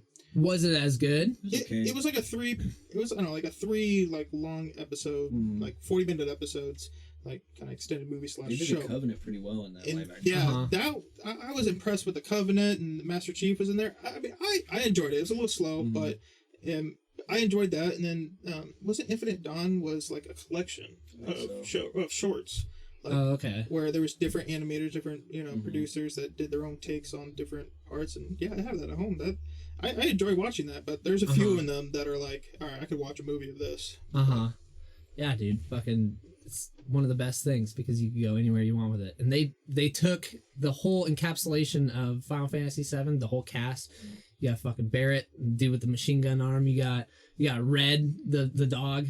And fucking, they animated these guys so well to their personalities that when we were playing back in the day on a PlayStation where there's pixelated characters where you have to kind of guess what their character, like their how they are, and is like, I remember watching the movie and being like, that's exactly how I thought that person would be, like that's their attitude and all that shit. But it was so fucking good, the whole fight at the very end, and it was amazing. I love those types of movies. The one time I'll say that it didn't work out where the animated was better than live action was and this isn't a video game but it's a book, was The Lord of the Rings. They made a fucking dude. Me and your brother watched it one night. An animated version? It was a good movie, but it was so incredibly different from the live action. Like they were a lot more goofy and stuff like that.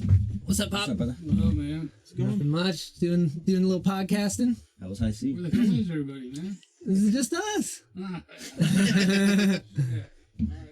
Yep. That was my dad, by the way. Shout out, Pops. Bubs. There's different types of characters, man, and when they do the live action, it's so iconic. It's just funny that it's different. Like, you would think they'd be able to do it a lot better because it's a fantasy world, just like with the animated and the video games. They have more abilities to portray it better, but no. The live action, dude, I think it's just the amount of work.